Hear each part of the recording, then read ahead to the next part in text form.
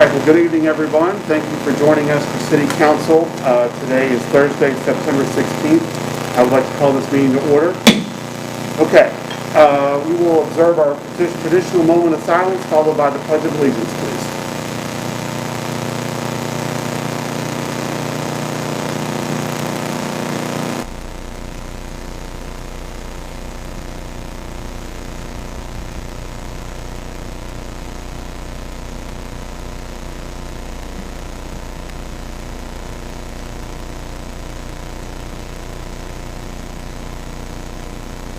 Very much.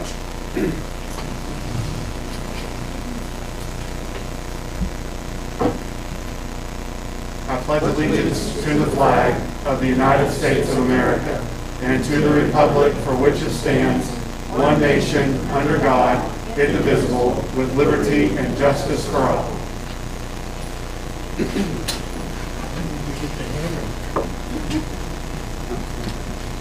Okay. We've got several guests that are here this evening to address council. First, however, are the Daughters of the American Revolution. So there is a proclamation that I have and I have signed up here that I would like to read to the council chambers this evening. So if all members who would like to join me up front would please do so now, we'll have the proclamation.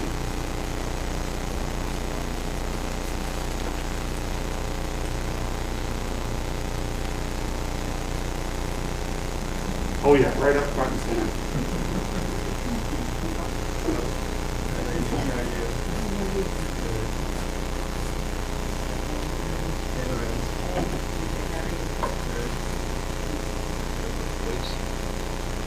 Ms. Ward, thank you for organizing this and having us do this at our council meeting. It's always nice to commemorate and to recognize our service-oriented groups in the community.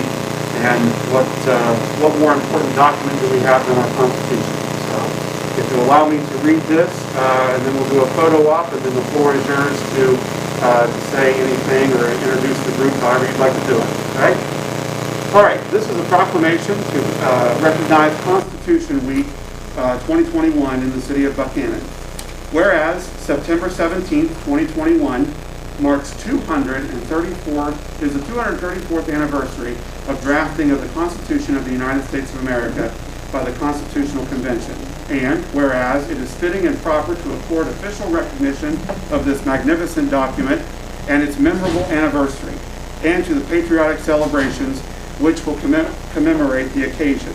And whereas Public Law 915 guarantees the issuing of the proclamation each year by the President of the United States of America, designated September 17th through 23rd as Constitution Week. Now, therefore, I, Robert Neal Skinner III, Mayor of the City of Buckhannon, pursuant to the power and authority duly vested in me, do hereby proclaim this week of September 17th through 2021 as Constitution Week throughout our City of Buckhannon. This given under my hand and official seal of the City of Buckhannon on the 16th day of September 2021. Thank you all very much. The floor is yours, and then we'll grab a photo. And we have the Women in American History certificate also. Okay. We're doing two. With me, these are members of the Elizabethtown chapter. I'm Georgia Ward, and I am the regent, or quote the president. We have April Wallace, who is our parliamentarian, Loretta Dawson, who is our treasurer. We have Lorena Casto, and our chaplain over there is Linda Hinter. Thank you very much. And we thank you for doing this proclamation. We have it every year. Yes, First time with you. Yes, first time with me. So I'm going to step in here and I'll stand behind y'all for a photo. I always know my place in the picture. It's in the back. Can we take our mask off? Sure, for the photo, absolutely.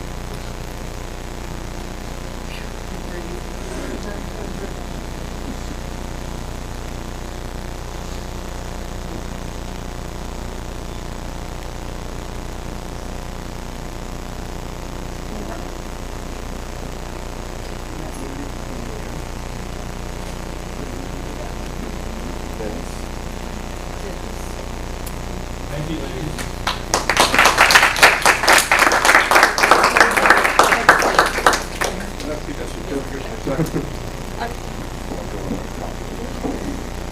And one of the goals of the Daughters of the American Revolution is to honor outstanding women who have made specific accomplishments to their community.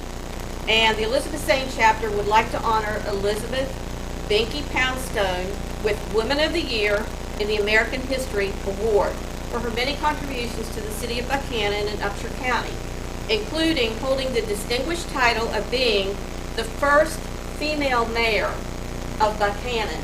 And we're going to present this certificate to you because she has no family members here this evening. But this is the Daughters of the American Revolution Women in American History Award.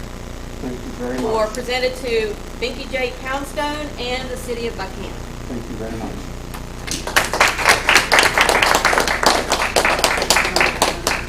You know, it's interesting that this is taking place this week. 21 years ago this week, Mrs. Poundstone passed away. I can't believe it's been 21 years.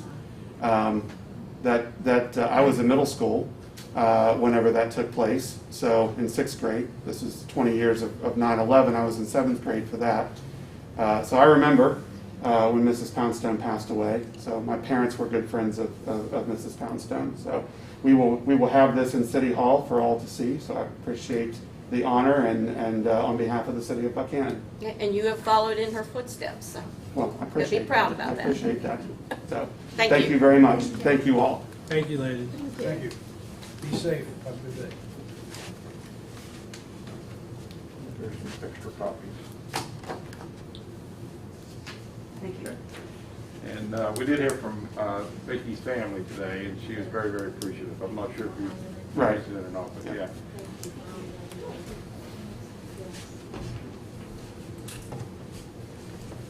I am going to make sure that this stage does not. We all know where this is supposed to go. Your hand is on.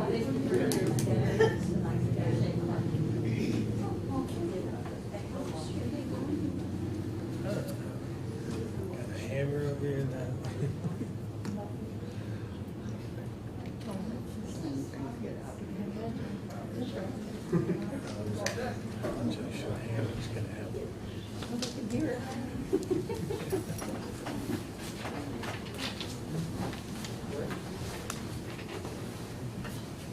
Okay. All right. You sneak it up on me again?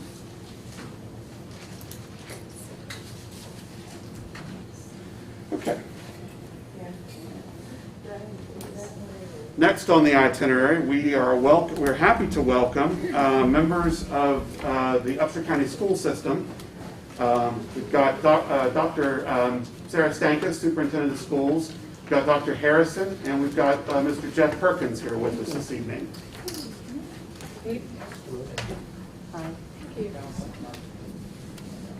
Good evening, and thank you again for the invitation to talk to you tonight about what we're calling the building the future now. Thinking about the future, and certainly in these days during this pandemic, when we were thinking about when to do this or what to do, one of our community members said to me, Sarah, people need something to look forward to. People need hope right now and hope for the future. And so when we thought about when to do this, the answer was now. That's when we need to start working on this. So we're glad to be here tonight to just talk to you and answer questions, any questions you may have as this idea formulates. The first thing that we did a couple of years ago, we brought business and industry together and we asked them about what they would want in our graduates, what they want to see in a Buckhannon Upshur High School graduate. And it was interesting because they shared with us that they want to see someone first who will come to work. And secondly, they want to see someone drug-free. They want someone who will be a good member of the team. who has a good work ethic, who's honest, hardworking, all of these attributes that the business and industry consider very important to an employee. And most of our businesses said, we can teach them the skills they need when they get to our company, but they have to have these things in order to be successful. Can you teach these things, such as financial literacy, in school to everyone? And the answer is yes. But when we took what's called a CEFP, the 10-year plan, out to the community, and that only happens once every 10 years in every county in the state, we have to come up with a plan for school buildings in the community. And you ask the community, what do you want? What are our priorities? And of course we were thinking, well, our community's really wanting to see a new middle school. Our middle school was built in 1925 and it's almost 100 years old. So we had that idea in the back of our mind, but when we went out to the community, we went to SUBA, we went to the Lions Club, Rotary, all the community groups, and they said, Sarah, we don't build middle schools, we build high schools. And that's what this community does. We build high schools, and the middle school students can move into the high school. And I said, okay, then that's what we'll do. We want to do what the community wants. And not only they said we build high schools, but they said we want a comprehensive career technical school. Not in competition with Fred Eberly, but to complement and extend that sort of programming. Hands-on, employable skills that our students can get while they're in high school. And we're going to expand that idea in this new high school. We've written, Dr. Harrison, if you want to pass these out, sure. We've written, we've been working a couple years on this concept. And what is a CTE, a Comprehensive Career Technical High School? It's not something where our state superintendent comes and says, okay, Upshur County, here's what you have to teach and how you have to teach it. No, our community can decide what we want to teach in our high school. So one of the things that we have already heard from industry, there's a company we're meeting with in a couple of weeks, Mitsubishi Heavy Industry Aeronautics, and they want to help train folks who can work on airplanes. I know, wow, that sounds amazing. But guess what? Harrison County they have like 3 companies that do that. Right here close to home, really good earning money. And so our students could be trained in high school to do this.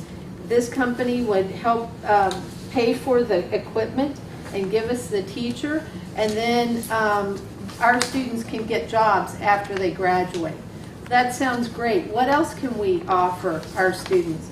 The medical fields, such as medical assisting, dental assisting, medical coding, all of these programs are things that the hospital industry is saying we don't have enough of these people. Even the CNAs. Those are people that we need to train, and Fred Eberly has that program. We're just going to expand on what they have in our high school. And we share Fred Eberly with 2 other counties. We have 7 spots in each of those programs. That's not enough with nearly 1,200 students in our high school. I was a high school counselor. Students would come to me and say, I want to go to the electrical. I want to go to welding. I want to do auto body. Well, you have to wait till you're a junior in high school to do that. But with our plan, our middle school students will move into the high school. The high school will have a $7 to $9 million renovation, a new front, new interior, new design inside to make it a middle school. But the middle school will become a comprehensive career tech middle school. We will be the only county in the state to this extent offering career technical to middle school students. So our students will have the laboratory at the high school right now, the Pro Start, where they actually have a restaurant at the high school right now. The kids learn to cook in a commercial kitchen, and they serve in their little Cafe Blue. We have a pre-K classroom at the high school where we're teaching students how to become teachers right at the high school during their junior and senior year. Our middle school students will get to do that now at a different level. We have 2 greenhouses. We have a fully functioning barn, a farm. Those middle school students can be involved in all of that now. So they'll have opportunity to be involved in all the same programs that the high school students will have in this new comprehensive career tech high school. But not only that, Dr. Harrison came from higher ed, and we are planning to offer more 2-year associate degrees in the high school. So when a student will graduate, they can potentially walk across that stage with a high school diploma and a college associate degree diploma. Imagine how much that could save our families if their children could earn 2 years of college free. It makes a difference for families. Now we're talking about financial impact to our community. I have 3 children. I've raised them here in our community, and they're out of high school. And some people may say, well, what does it have to do with me? I don't have kids in school any longer. But truly, Skip tells me, Sarah, the first thing a new doctor comes in with a family, he says, what's our school system like? It does impact everyone, and certainly during the pandemic, we learned that school is not just an entity that can operate alone. School touches every part of our community. It's a place, we were just at Rock Cave last night for a board meeting. That's the central hub of that community. That's where they had over 100 grandparents come for Grandparent Day outside and walked around the walk trail. That's the place where people gather. That's the place where they came this summer to feed children, and the feeding place for everyone in that community and the mountain villages that we don't see very often in town. And so the same way with Washington District and all of those other, Hodgesville, those schools are the central part of the community. So in thinking about all of this, we know that what happens to our high school, every student in Upshur County goes to school at one high school. They deserve the best option that we can offer them.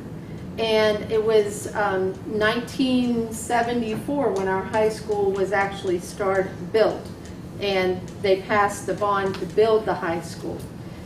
And my parents had 7 kids. They didn't have any more money back then to pay for a bond than I have today. But they did it because they believed in our community. They believed in our children. And we're just bringing options to the community, and ultimately Upshur County will be the decision makers in terms of do they want this new school or not. I wanted to have Dr. Harrison talk a bit about the associate degree programs, and then Mr. Perkins will cover the cost. Okay? Do you have any questions so far? Well, I'm glad to hear the powers that be are going to give you some discretion in curriculum, which I don't think I was aware of that being a fact. So, and I think, we ask our kids, or we would like our kids all stay here, but we aren't necessarily giving them employable skill sets for this demographic region. So I think that's all positive, and I look forward to this coming to pass. Thank you, CJ.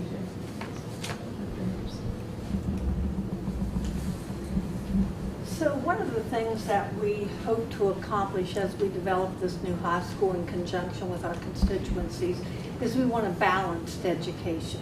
We want to be sure that we're doing the things that our academic students, our college-bound students need, as well as the things that will keep our students employable and keep them here in the county if that's where they want to stay.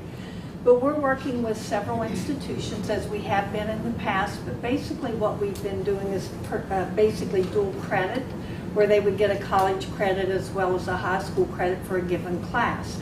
And we'll still be using that process, but what we want to do is develop 1 or 2 or even 3 possible associate degree programs with different institutions. We're working with Glenville, Fairmont State, Pierpont, and we're very happy that we'll be working with West Virginia Wesleyan. We'll be meeting with them on September 28th. They have some ideas of how we can partner. But we want to be sure that, as our public told us in Upshur Next, they want our students to graduate with employable skills. We have students that we lose at the middle school level because academics, they're not interested in academics because they don't see a purpose for it. So with this CTE skills that we will be offering them at the middle school level, they'll get an opportunity to make a connection with, I have to know how to multiply in order to do this. I have to be able to measure in order to complete this skill. And so it's going to give our middle school students early on a reason for learning. I'm learning this because it has impact on what I want to do. And also it'll be an opportunity at the middle school for our students to kind of get an understanding of what they really like to do and what their passion is. And then as we move into the high school, one of the things that we're hoping to do with the CTE is provide them with stackable credentials. One of the things that we talk about is hospitality. We may have a student who is not one of our special needs students who might be in the hospitality field, and they would get a certificate even in, bed making or simple skills like that. But then they'll be able to build on those, and even in the hospitality field, then we can even teach them management because of the business programs we have. So we're very fortunate in that CTE piece that we're going to be able to carry it from the middle school to the high school, but we're also going to open doors for those students who are academically preparing to go on to college. And one of the things that we're very pleased about is once we are able to get those programs in place, that our students will be able to go on to college and only have to pay for 2 years of college versus 4 years. And that's going to be a real benefit for our families in the community. Currently, based on the piecemeal approach we have already, we will have a student graduating this year with an associate degree. But we want to be able to provide in this new high school the opportunity for as many as choose to do that to be able to graduate with 2 years under their belt. We want this to be what we call a flexible education for our students. If they want to go college degree program, they can do that. If they want to go CTE, they can do that. But if they want to combine, they can do that also. So they'll have a myriad of opportunities to leave the high school as a graduate with a variety of skills. There will be pieces that we have to comply with state guidelines, certain, but we have great flexibility in the CTE components that we'll be offering. So one of the things we want to be sure is that our classrooms are flexible, our CTE classrooms.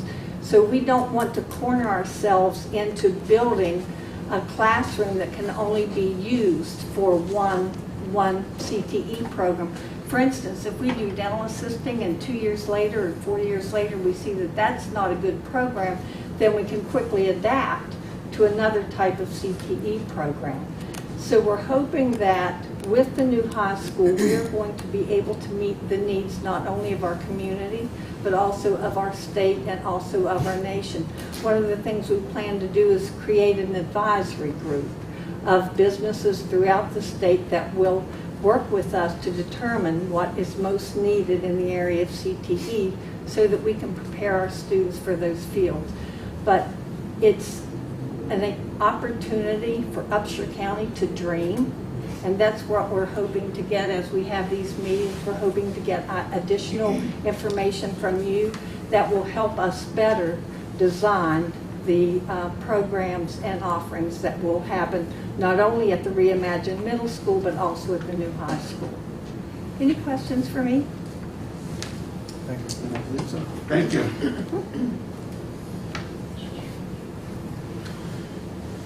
Good evening, Mayor, City Council, citizens of Buckhannon, Upshur County. Thank you for this opportunity for us to talk with you this evening. There's a reason the doctors have me go last and talk about pictures instead of words, so understand that I had the opportunity to go over our slideshow quickly with you, and it's a handout that we provided, and the first 3 pages are pictures of our current middle school. As our principal that's there now, Ms. LaPut, as she describes her school, she goes, "This was a wonderful facility. My grandparents walked the halls of this facility. My parents walked the halls of this facility. She walked the halls of this facility." Now she says her son is in there as well. As you look at the pictures, you'll see that this is a state-of-the-art 1950s, 1940s facility. It has served us well. Our staffs well before me have done a great job of maintaining this facility, getting the most use out of it. But it comes a time when it's just beyond what the expectations of what's expected of the building and what it can provide for our citizens, for our students, and the environment that they have to learn in. So those are the first pictures we look at. I could go into great detail, but I think the pictures cover that for me quite well. When we've been working with our concept, and our concept is schools our children's deserve. So on the next page, we look at the current Buckhannon Upshur High School. And although that school is 40 years old, once again, as you walk into that school, or somebody that's not familiar with Upshur County walks into that school, they're usually at awe at what a nice facility is, not realizing it is also 40 years old. There again, our staff, the maintenance folks, the citizens of the county have done a great job in maintaining that facility. And as we transition into a middle school, it will be a wonderful facility for decades to come. The proposed conversion to that school is about a $7 to $9 million renovation, so there's a lot of newness that will go into that facility for our middle school. And some of the things that provides for our students, in that school they'll have an auditorium, they have the commons area, they have 2 gyms that they don't have at the middle school. The school is designed for 1,200 students, and we'll be putting roughly 900 to 1,000 middle school students into that building. That allows the opportunity for a lot of small class, a lot of room to do all the programs and the projects that we talk about. We've talked about the CTE environment. This allows middle school students to garner some experience in CTE and determine what they might want to do as they progress in the high school, so that once they move to the high school, it will be they'll have a better idea, yes, I like this program, or no, I don't, and it'll help them with their decisions. The upgrades will be things such as floor tile, a new entrance to the facility that at the end I'll give you an idea of what that might look like. All the casework, all the cabinets and those kind of items, although they're not in bad shape, they are 40 years old, and 40 years of use has wear and tear. The school was designed to be flexible, so there are it was designed with movable walls. Now, movable is relative, but as we go to redesign the school to make it suitable for a middle school, a lot of those classroom designs will change. The walls will be turned. The idea is to have at least 1 window in every classroom, so that we have the exposure to the outside and some natural light, and it provides a better learning environment. So as we move on to the new high school, you'll see a picture of a map with a large yellow circle in it. To give you an idea where that's at, on the center right of the page, you'll see the football field, and the bottom of the page, you'll see where the current high school is. This high school will be built in a piece of property that we already own. And sometime around 2010, the Board of Education acquired the Hockenberry Farm and included this piece of land. When we look at property, some other opportunities, but we kept coming back to this property. The reason being, first of all, we already own it, so there's $500 to $1 million that's saved right off the bat. All the utilities that we need are there at the level that we need them. The right amount of gas, electric, sewage, water, it's already there. So those costs will be minimal to hook up a new one versus running new lines to some of the other sites that we looked at. It's located with our current athletic facility, and as you, I believe, I am proud of the athletic facility that our community has put there. We've all got sweat equity in there. We've all raised money for different programs. And that's a $20 million facility that we have there that I believe most of the people in Buckhannon and Upshur County really like and are proud of. So we in no way want to abandon that facility. So by putting a school next to that, we'll be able to share those and expand with some practice fields in the new school area as well. Currently, all of the middle school games are played there with the exception of girls softball, and now we have a new girls softball field at the high school. So with some practice fields in the area, we should have enough fields to help us with that athletic venue, as well as the addition of 2 additional gyms. So that'll help with winter sports as well. One of the concerns, I'll give you concern, I'll give you another plus. So one of the concerns is traffic flow in and out of that location. Well, with the movement of the middle school from its current location, literally right on Route 20 to this campus location, we've been working with the Department of Highways and funding sources to alleviate that problem. And what we're working towards is a traffic circle at the current entrance of the high school that would eliminate that stop on Route 20 in and out, and would create a traffic circle for a constant flow in that area. The traffic circle causes everybody to slow down, so the chance of a serious accident is reduced because of the speed that's in there, but also doesn't require any stoppage if used properly. In addition to that traffic circle, we're recommending an additional exit from the site that moves north only. So on the north end of the property, there would be an exit that would move north on Route 20, thus the exiting traffic would not be moving north would not be in the traffic circle, thus eliminating a large number of vehicles that are in that traffic circle. 80% of the vehicles that exit the high school currently move north out of that location. So we believe those two suggestions those two ideas will significantly reduce the traffic congestion in that area. Both schools have parent pickup loops, school bus loops, and parking. For the middle school, it's staff parking, and for the new high school, it's staff parking and student parking. When we talk about a campus location, we have a lot of efficiencies in safety and security. When we set off of Route 20, so we don't have to worry about a chemical spill so much or any kind of a hazardous material on Route 20 because of the distance off of the highway. When we talk about the security of the area, if there's a threat possibility, we can control the traffic that actually enters our campus much easier than we can at the middle school, which is surrounded by roads. So this gives us some cost savings, some opportunities for a safer school and environment. As we turn the page, we have we have a architect that we're working with, Shriver and Associates is our contractor, and to give you some of the facilities that they've worked on the top left of the last page, you'll see the Spring Mills High School.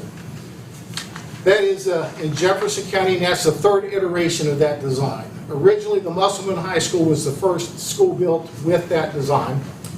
And Bond County came and looked at it, and they liked it so well that they took that design, increased the size, and created University High School. So some of you may have been at University. So that's the concept that we're working with. After University High School was built, Jefferson County came back and said, you know, we like this so much bigger, we're going to make it an even bigger one, and that's where Spring Mills High School came into play. We'll go counterclockwise around the pictures. Any school will have an auditorium with a high school. The advantage for us is our middle school will now have an auditorium. So any of you that have attended middle school band concerts or the moving up ceremonies in the gymnasium at the middle school that isn't air conditioned and is a very nice echo chamber will appreciate an auditorium complex with the high school. State-of-the-art classrooms. Some of these classrooms will be theater-style classrooms, so we have the opportunity for large lecturing, as well as our CT environments. We've talked about gymnasiums, the commons areas, the CTE suite concept. As Dr. Stankus mentioned earlier, we want this facility to be flexible. So whatever programs are academically determined to be used now, that'll be great, and that's how the suites will be set up. The suites will be mobile as the need changes. So aeronautics may be taught in a suite for 3 years. and then it becomes aerospace, and it has different requirements over the next 3-year period. And we can reconfigure those spaces at a minimal cost by just moving equipment and not having to move walls, doors, and major infrastructure.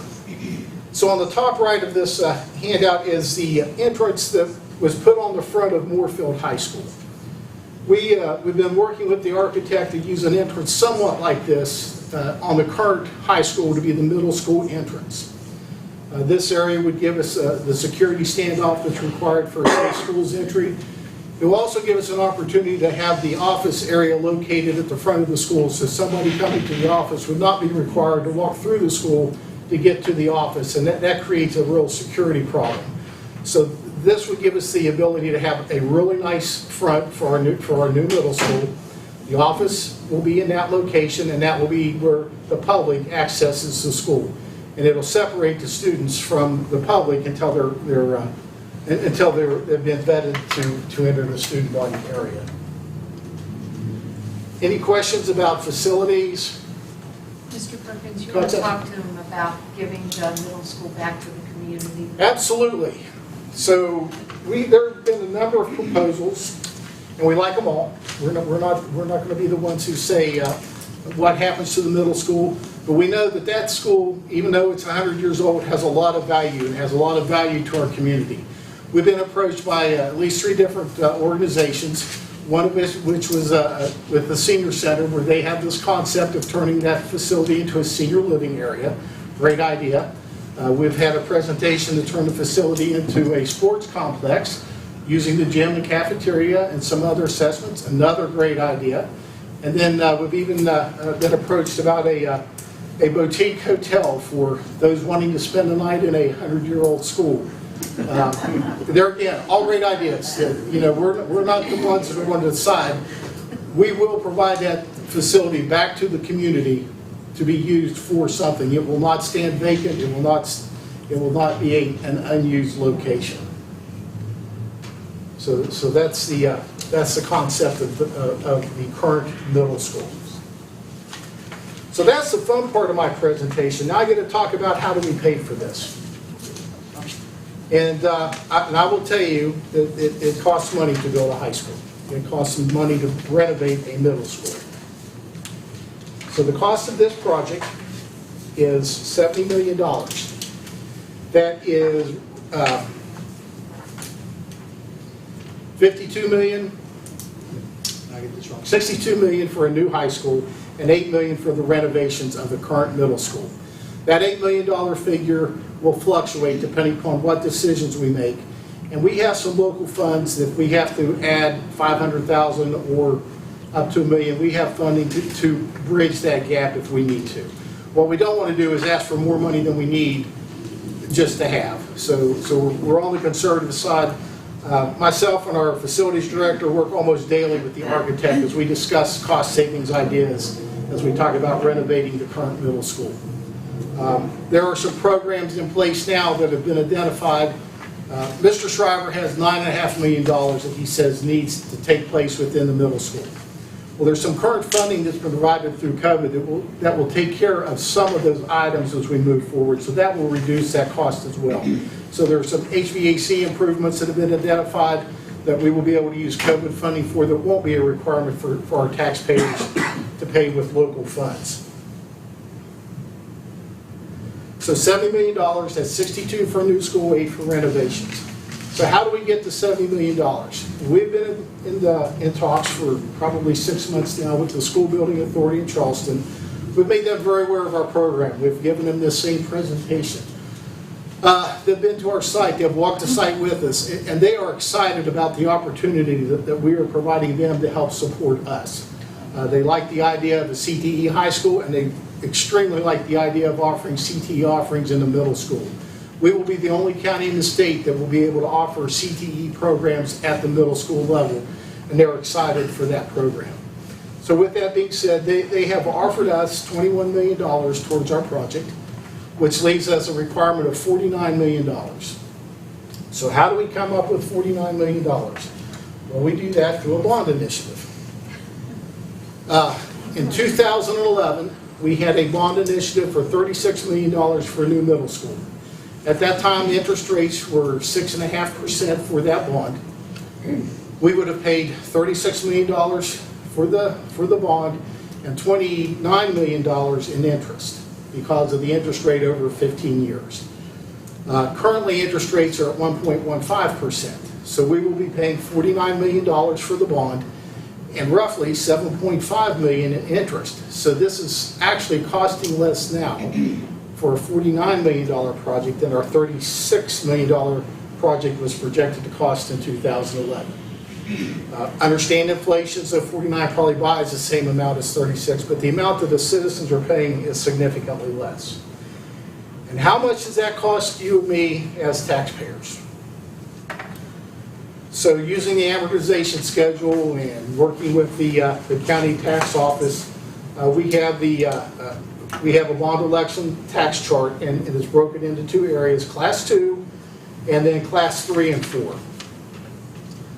So shortly there will be a calculator on our website where you can enter your individual data, and it will tell you exactly what we believe at 1.15% for bonds, which we're pretty comfortable that will be the rate in January after the bond election, of how much that would be. There's also a second number on that calculator. If that were to raise to as high as 2%, what that dollar amount would be as well. But we believe it will be at 1.15%. So 1.15%, if you have a house that's valued at $70,000, you pay a 60% tax rate, which is on $42,000, which makes the annual cost for our bond at $91.98. That's for a $70,000 house. If you have vehicles and Class 3 and 4 property, which includes commercial property that's valued at $30,000, you would pay taxes on $18,000 of that because we pay 60% of the appraised value. The assessed value is $18,000, and the cost would be $78.84. So for those two together, that's $170 a year, $15 a month. Do I have that right? Somewhere right at that. Thoughts, comments, or opinions?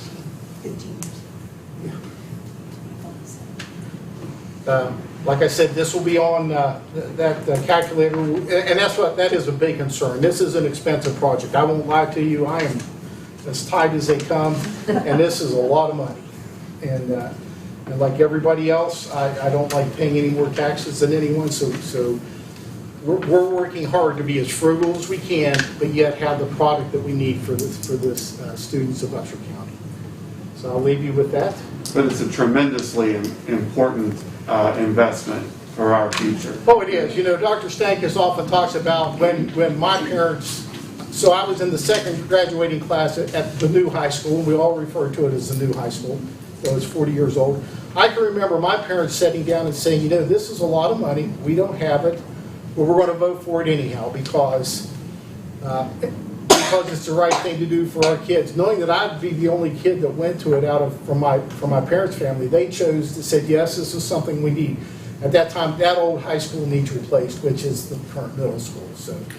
So you know, it's interesting that I see that same thought process moving forward.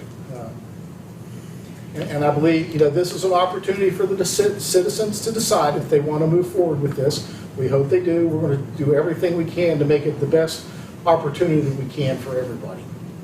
Well, it's a window of opportunity, especially when you looked at what the cost was in 2011 with interest rates. Absolutely. And that's what we're seeing across the nation today with people, you know, buying homes at an unbelievable rate. I remember one of the first homes I bought back in the late 70s. It was my mortgage was 13.5%, and you know, you can get a mortgage now for less than 3%. Absolutely. It makes such a huge difference to the individual and to the community and what they want to do for the future. I agree.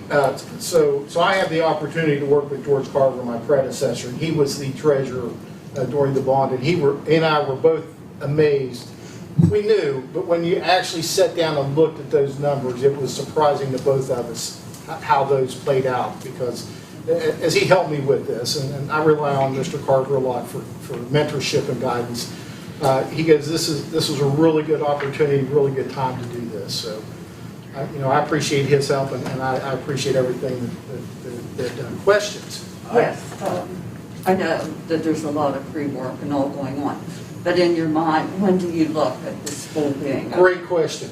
So the build concept, we submitted on Friday a request to the School Building Authority, and believe we will receive in December a $500,000 planning grant. That allows us to continue with the architectural design, the site studies. We know, and you're going to get me on another topic, and I'll come back to it. So we know we have a wetlands on this site. It wasn't a wetlands when we bought it, but it's a wetlands now, and we all know what that means. So we accept it, we embrace it. That wetlands will be it will not be touched, it'll be part of the educational process. So our science classes will be able to take walks into the wetland area and learn about it, understand how we use it, and how the wetlands helps with the drainage off the parking lots and all those pieces. So we embrace that. But to answer your question, it is a 3-year build from the time of the passage of the bond. So with that being said, it would We have to have it finished. we have to have it finished in 3 years. So if we that's our- pass in January of 22, it has to be finished, it has to be completed in January of 25. Now, we would have a little leeway with the middle school since we'll be using our bond money for that. But the intent is to complete the high school, move in the high school 6 months later, use the next 6 months to do all the renovations at the middle school. Not that some won't start early, and then be complete with that in that 6-month window as well. That was a very good question. Yes. So thanks again for your time. If you have questions or ideas, we have a survey on our website. We have now a tab that's called New High School, and just a place where our community can tell us what they think. So we're kind of bringing the facts out, and like I said, delivering hope during this very challenging time. Let's think about something for the future, and a future we can't even imagine our children and grandchildren growing up in. I'm sure my grandma, if I would have said, hey, we're going to have cell phones you can carry anywhere and talk all the time on, she would have said, Sarah, you're crazy. But this is the same with our children. They are going into a future we can't imagine. And so let's get them prepared for that, and we're excited to do it. So thanks for working with us and supporting us. I don't have any kids in school, but I know that education means better for our whole community as a whole. Yes. To keep them interested and give them jobs. Yeah, Yes. so I agree. Yes. Sounds good. Thank you so much. I want to say this CTE program, you Yes. plan on doing that at the middle school?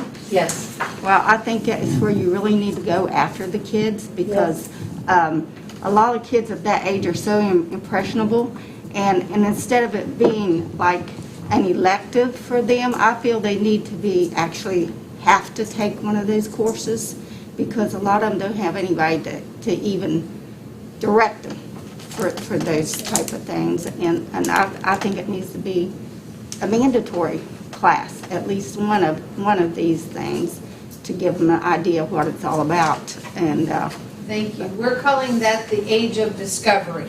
Exactly. So we do put them through, yes, you learn how to fry an egg, yes, Right. you learn how to but I'm saying, if they have a choice of saying, a choice of taking on these classes, then they not do it. I Yes, just feel that they need to be pushed. thank you so much. That's great, Pam, thank you. We have such a large percentage of folks that live here who are graduates of Buckhannon Upshur. And this community is a blue and white bleeding community. And so I hope and strongly encourage the folks that live here who bleed BU and blue and white to do it now. If we're going to do it, let's do it now. If we're going to be BU, let's do it now and get this thing built, because we have an opportunity to lead the state in something pretty cool and be on the cutting edge. So I think so. Thank you, Mayor. Thank I you. echo what the mayor says, and I'm a graduate of Buckhannon up here in '79, so I missed out on the new school by a couple of years. Jeff got to go there, but I didn't. You and Dr. Harrison. Yeah, so I envy those who did get to walk the halls of the new one there. But and I work with the product of school.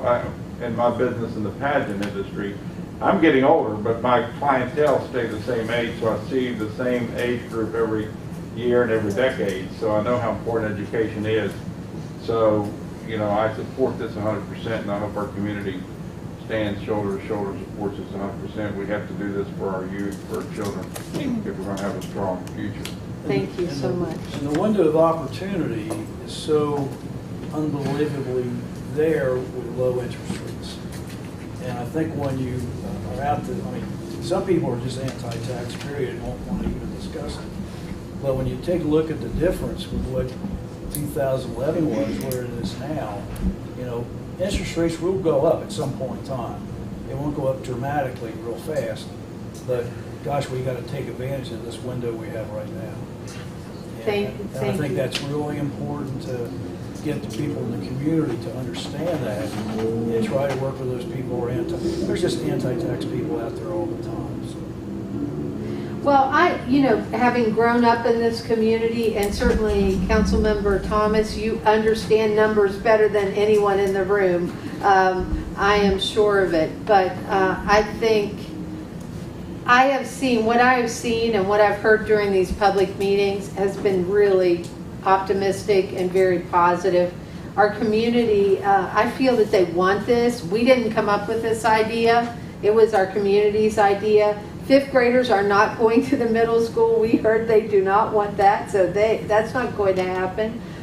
We are listening, and we are being responsive to what our community has told us and what our kids want and need. So I appreciate that. Thank you. If I can help in any way, please let me know. Thank you.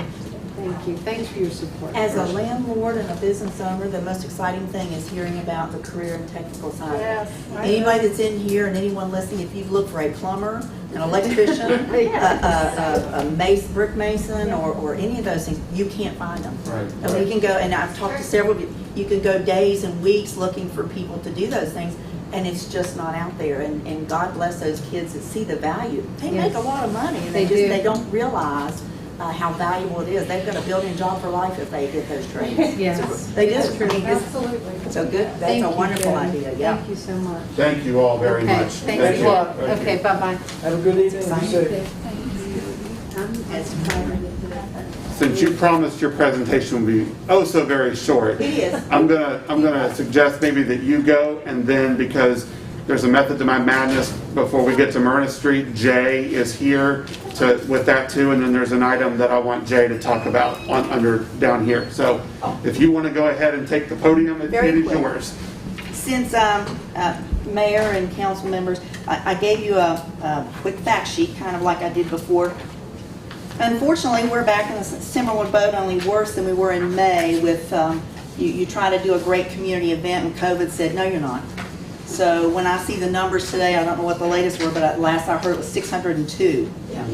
And you know, we like to be first in things, but I do not like to see Upshur County as #1 in the state and West Virginia as #1 in the nation. So that puts Upshur County as #1 with COVID cases. That being said, we had planned, really had some exciting ideas for the kids and families for the end of October for Halloween weekend.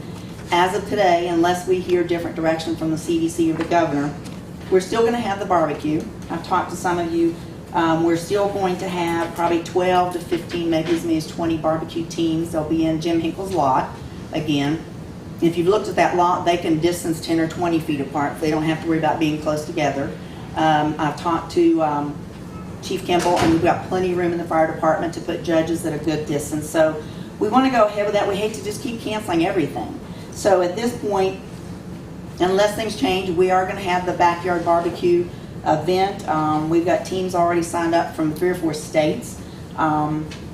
They'll come in on Friday. So the good news is we'll still have people come in and stay in hotels and eat in restaurants and do things in Buckhannon. That's what it's all about. So basically right now the thing we're going to do is the contest on Saturday, although they'll be on Friday setting up. And we're going to go back and we added something to the last time we did The rib meals, it was a drive-through pre-sale, and they could get a half a rack of ribs in the size. Shocked us to death. We did 150 of those meals. We thought we would do 50 or 75. So this time, to make it more economical, we're going to do a half a chicken and the ribs. So we'll have a $12 and a $20 meal. It'll be totally touch-free. So they can pre-order, drive through, pick it up, go home, you know, and have their meal. So the only thing is, I hope it's okay to use the fire department as we did last time for judging. Robbie, if you would like to, Mayor, do some award presentation again, we'd love to have you. And that's really the only thing I can think of. If you all have some extra change in your pocket sometime in the next 6 weeks, you want to donate, great. If not, we're going to make it work one way or another.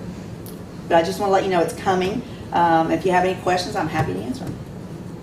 We're just having to scale it back. I think that's the right thing to do. What's the date again? October 20, well, the actual date's the 30th, but they'll be coming in on the 29th. And I know several hotels, a couple of them said they were full or very close. We have restaurants, they were all over town. So, but if you have any questions or suggestions, we had a whole laundry list of fun things we were going to do for families, and we're just not going to encourage families to come down there this time. I just don't know that it's a proper and safe thing to do. Anyone? Pam was at a meeting the other night with Berman. We talked about that, and if you all think we should pursue other things, we will. But we just kind of thought we better be safe than sorry.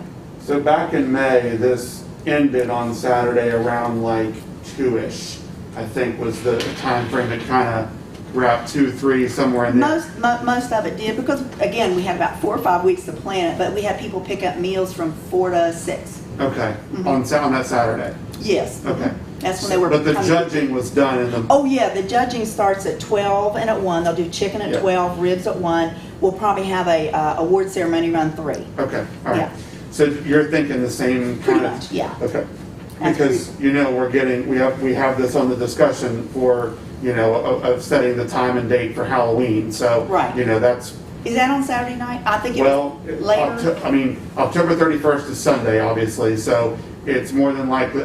I don't know. It'll be the will of the council, but it's going to be sometime around that time frame. We need to set Halloween. So I just was trying to think about logistically, There'll be some teams, as you saw last time, they'll probably still say Saturday night. Some of them say Friday, some say Friday and Saturday, and they'll have their rigs there. But, most of them, once those awards are done and they either collect their money or cry the blues because they didn't win, they leave, a lot of them. So I don't really think if it's done by 3:30, I don't think that should interfere with we don't want to interfere with trick or treat. Yeah. Originally, we were going to partner with the city and Matt doing the trunk or treat and do that together, but I don't know if that's on the table now. So we're just going to be safe at this point. Yeah. Councilman Rigger asked, and I know you alluded to it, but Councilman Rigger asked, do you need financial support? We're always happy for financial support. We haven't asked for any support so far because we kept worrying if we're even going to be able to have it. The next question is how much? I think I put on there, we're going to give out about the same amount in awards, about $2,000, but I know you go, well, how can she do that if it's entry says $200? We don't plan on making money. We still want to bring money into the community. So you did this in May? Correct. Yeah. And this will be in October, then when would the next one be? How often? Well, the big, this was new this year. We just want to throw some new things out. The next one, of course, will be the one in June. As far as we know, it'll still be at Stonewall. But we've had people say, oh, we really like that in the spring, so we're not going to rule that out to do a spring and a fall here. That still gives Buckhannon that barbecue. Possibly 1 to 2 times here, yes. 1 to 2 times, but no more than 1 to 2. Oh, absolutely not. Okay. No. Okay. No, I don't even know if we'll pull the spring one off, but that one we needed to raise some funds because we knew with COVID we were going to lose some sponsors and just out of business. Not to put you on the spot, but yeah. I have to ask, question.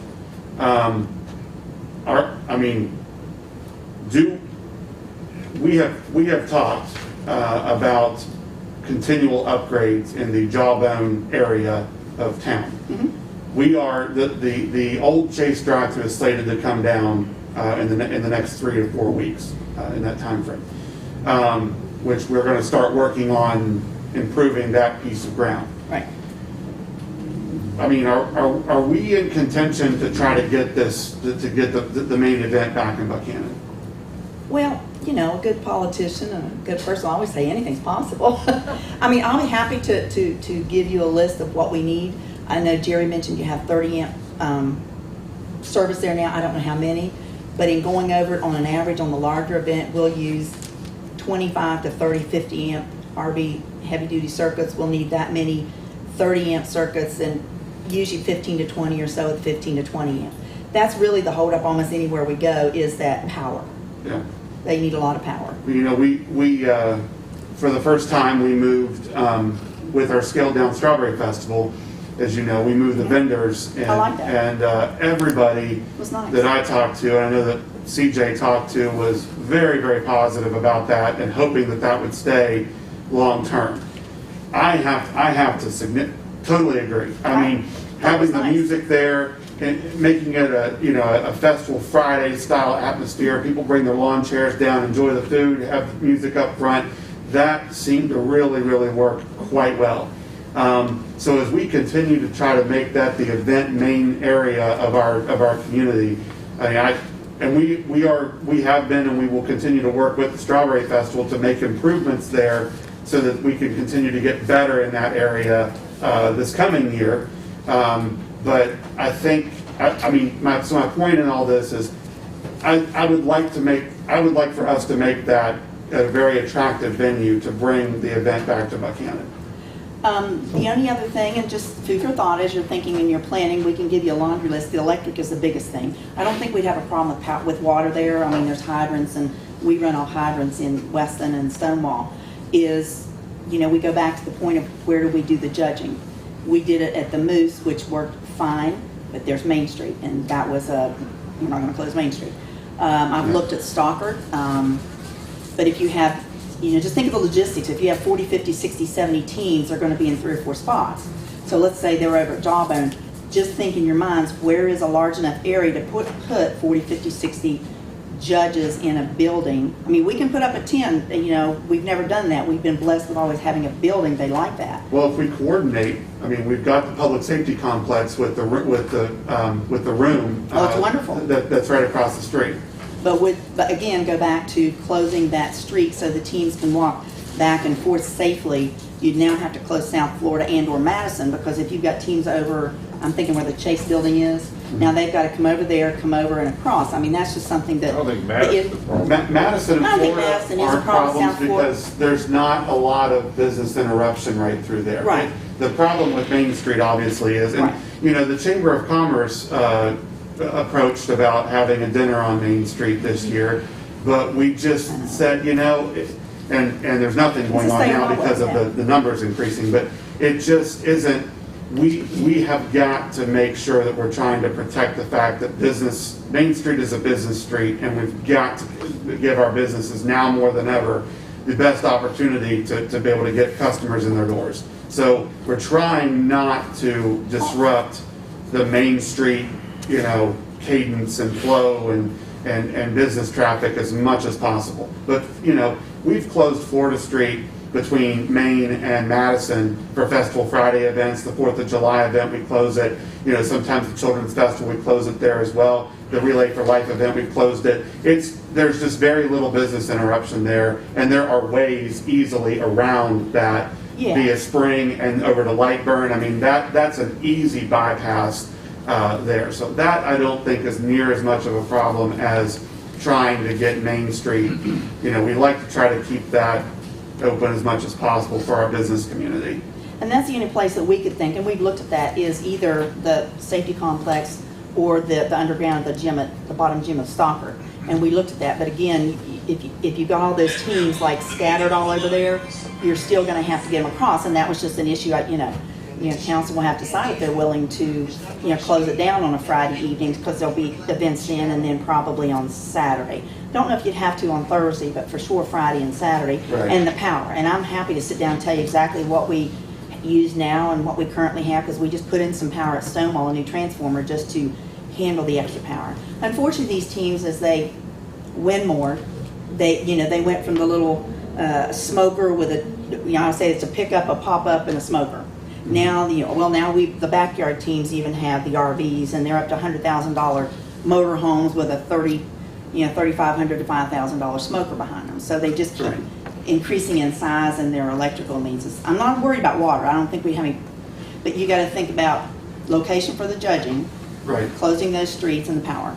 If you can do that, then it's easier for us. I live here in our offices 2 blocks away. Let's try to pen a meeting together before the end of this year about with our Public Works Department, with maybe some members of the Strawberry Festival, with you, with CJ, myself, Randy. We've got to watch. We can't have all of council coming because then we run into voting, and open government issues. But I would like to try to get to sit down together and let's figure out our best course of action if we can truly make this a reality. Because we are working hard to make this our event stage, and I think we're close. We are getting close. So, Do you think they could pull off the power? Well, we don't don't ask, don't get. So, I mean, that's probably everywhere we've looked, that's our biggest issue is the power, getting them to be able to locate it so we can run that power to them. Yeah. So, yeah, and Jack, Mr. Rigger, whatever your little heart's desire, like I said, if you have change jiggle in your pocket, we're always happy. We don't like to ask and beg, but we're happy. Something we can move on tonight. No, it's not. No, Yeah. this is for information. Yeah, this was information, so. So, but we will. Perhaps you could, come to Consolidated or. Well, I think we can, if we can have this on our next council agenda as an actionable item, and that will happen. That will be well before their event. So. Yeah, thank you very much. Appreciate it. Well, thank you for coming, and we wish you the best with this. And it was a nice event in May. I look forward to it again. It was small. I don't expect it to be big again. We're just not going to encourage the public. Do you think that's a wise decision? I'm asking you. Yes, Okay. and for two reasons. Because of where we're at, but also I think that there continues to be a lot of confusion, and you and I have talked about this. This is not a restaurant. This is not a come up and say, I want to. This is a competition, and pre-orders are the way to go. I think I told you I was getting a sweet tea out at breaks on that Saturday, and I can't get any barbecue. I went down. It's a pre-order event. It was publicized as a pre-order event, but I think that just needs to be driven home even more, that it's a pre-order event and this is not a vendor stand. Had we not had COVID, it would have been. Yeah. We'd already talked to at least 2 vendors. We were going to have at least two or three barbecues. We were still going to do pre-sales. Excuse me, but we were going to have a couple of those vendors. But again, that encourages the public to come there, and we just are trying to be safe. Yeah. No. But yeah, that was the plan. $12 for the chicken and 20 for the rib. I think so, yeah. You get 2 sides and a dessert. You buying for all of us? Thank you all very much. Thank you, Jody. Thank you, Jody. Take care, Jody. All right, thank you. Be safe. Okay. We are down to our neighbors. We got from Myrna Street. Yep. We have our neighbors from Myrna, Bogus, and Bogus. Yeah.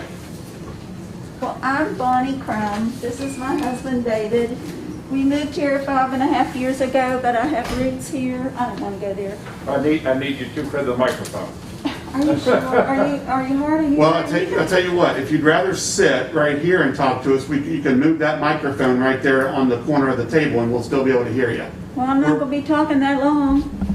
No, on the table. On the table. Yeah, we're recording the meeting, so we have to have. Yeah. Gotcha. I'm a little slow.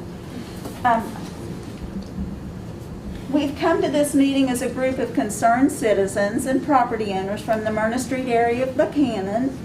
As the council is aware, we have had quite a bit of rain, and as a result, the flooding has been a problem in our yards and in our street. And one resident has had their home flooded 4 times. We're out of the flood zone, but this is our backyard. We apparently are the lowest place on the creek, and we get the major part of the water. So then Dennis Cordes gets some of it. We are here to voice our concerns about what could be done to Jawbone Run. We know that this affects not only Myrna, but Gum and the other streets in our area, and what happens down at Speedway in the Triangle area are influenced by what happens up in our area. And it's just gotten more and more and more, and we've lost property from this. We lost our heat pump, we lost our sump pump, we lost all kinds of things, the first layer of our asphalt driveway. So the white hairs here live on the corner of what is that? Gum and Bogus. Yeah, Bogus and Gum, and the water just comes ripping into their house. And if a trucker or something goes around the corner, then they get it again, don't you? Sue, what happens up on your end? I'm at 18 Myrna. Most of these families are on the lower end. And I have the Jawbone Run is the property, or is the line between my property and the property on the next street. It runs there. It's the back of my yard, goes to there. And so we get some rain and it rides the top. It'll come over in the yard a little bit, but it's not as bad as they get it. But now, this summer, it floods the street in front of me, Myrna Street. So I have the creek coming out across some property up there that's just grass. Comes out of the creek down Myrna. One day it was 2 feet deep. It was 2/3 up my driveway, my walk, my grass. I've got it coming up in the back and I've got it coming up, I don't know which one to watch best, you know. It's really getting to be a problem. And I've been there 17.5 years and this is the worst it's been. And everything about the climate tells me that the storms are going to get more frequent and they're going to get more stronger because of the climate change. So I'm just wondering what can be done, what help is available. I mean, I'm a widow on a limited income. I can't go pay for someone to come in there and dredge a creek. I cannot go down there and work in the creek myself. It presents a problem. I wonder if we could get Jerry to come in. Right, we've got Jerry and we've got our Public Works Director, our brand new sanitary superintendent as of this morning, as well as our city engineer, Jay Holland, and they've got some information. They've done some research on the area here recently. They walked it this Yes, week. that is correct. And Mr. Beach is saying he lives close to Bonnie and David, and it's in his backyard too. I'd like to say something. Say something, Rose. Like she said, we live on the corner of Gum and Baucus. Mike's parents bought the house when it was under construction in 1959.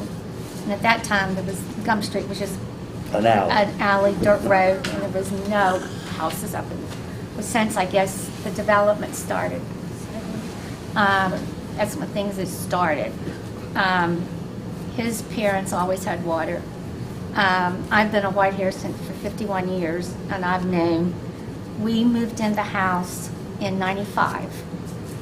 And as soon as we moved in November, and just about 3 weeks after we moved in, we got flooded. The carpet, we had to rush and pull all the carpet back. It was in the middle of the floor, and the carpet had to be reinstalled. But now, Mr. Arnold I had called Mr. Arnold 2 or 3 years ago, and he sent his superintendent up to look at the creek. Because now this creek, I mean, we have it all around it. Oh, I'm sorry. Oh my. I don't mean to. I talk with my hands. I'm sorry. Times are rough. I mean, it's Baucus that's flooded, it's Gum Street that's flooded, it's down our yard, it's the creek, and all the way down. And Kettner Street is flooded. and- Yeah, it's like whatever they get, we get the blunt of it, only worse. Even today, after the little bit of rain we had, I walked out. Now, we can get not really flooded, but the creek's up. And like we own from our house down to the creek, and then across the creek, that house has it down to. They've never done, we've been there since 95. I've never seen any trimming done. There's trees along that bank.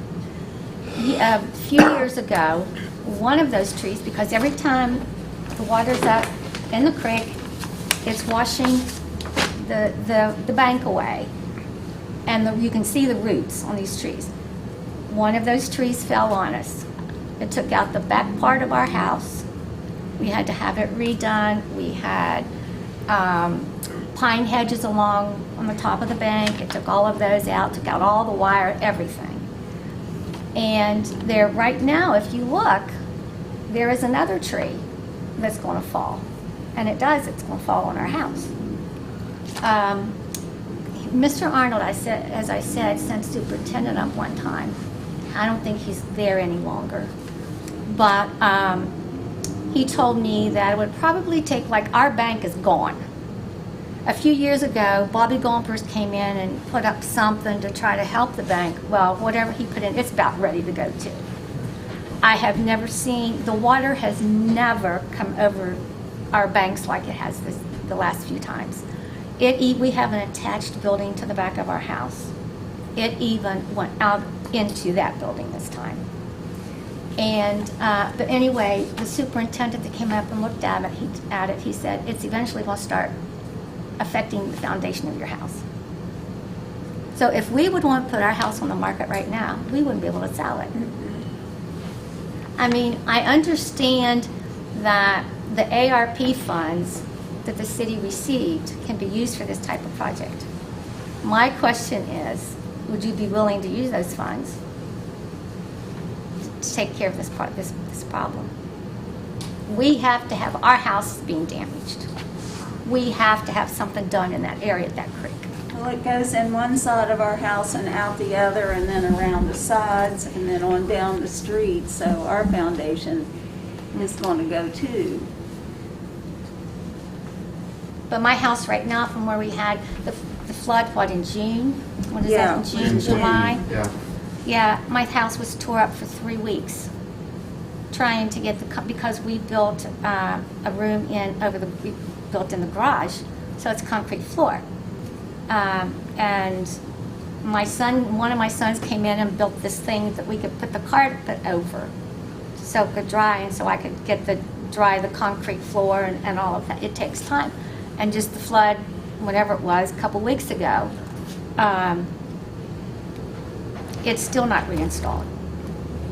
So, I mean, something's got to be done. What do we know? Well, there's a couple different issues we have. As far as the walking jawbone, checking the culverts, as I told Mr. Beef when I was up there, I was really in hopes of, not to find problems, but I was really in hopes of finding a blockage at Dennis Cortis's, because if we find a blockage in that culvert, that's causing something in that area. But we didn't. The culverts were all clean. Jay's got pictures of all of that. We did find some issues with maintenance, and the problem that we've always had with jawbone, and this is went way back, is establishing ownership of jawbone, because I can tell you that we actually seen some property corners in the center of the creek while we were doing our investigation on Jawbone Run. And again, a lot of times whenever, and you know, that's what we've always had issues with, was maintenance on that. One, it's kind of like the Buckhannon River. If we don't have right of way or access to it, we can't get equipment in to maintain it. And I realize, just like with Bill lives on the corner there at Swisher Street. And you can reach from Swisher Street back so far on his property, but in order to access his total property, he'd have to come in on his neighbor to gain access. And there's properties on Jawbone that there is absolutely no way that you could get a piece of equipment into the creek to clean the creek banks out, whether it's the city of Buckhannon or the residents that live there.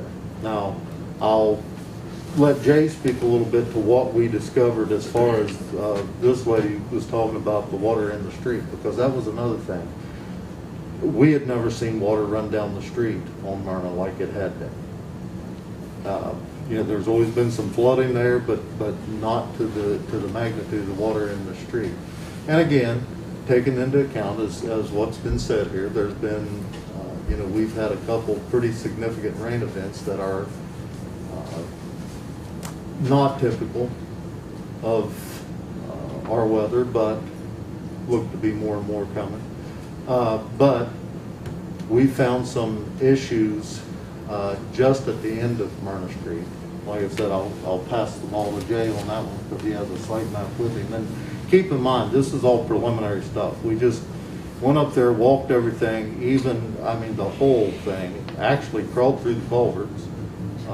So, you know, we wanted to get to the bottom of, is there something that's causing more backup on Myrna Street in particular? That's what we were looking at, because we noticed the increased flooding there. So Jay, just what, Let me step up there so I can have that mic there. Thank you, Jerry.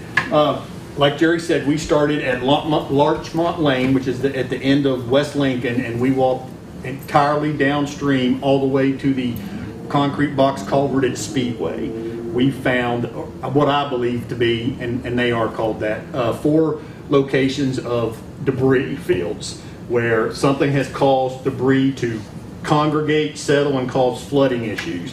They were at Bogus Street. There was run right at the end of 18 Myrna, as you described.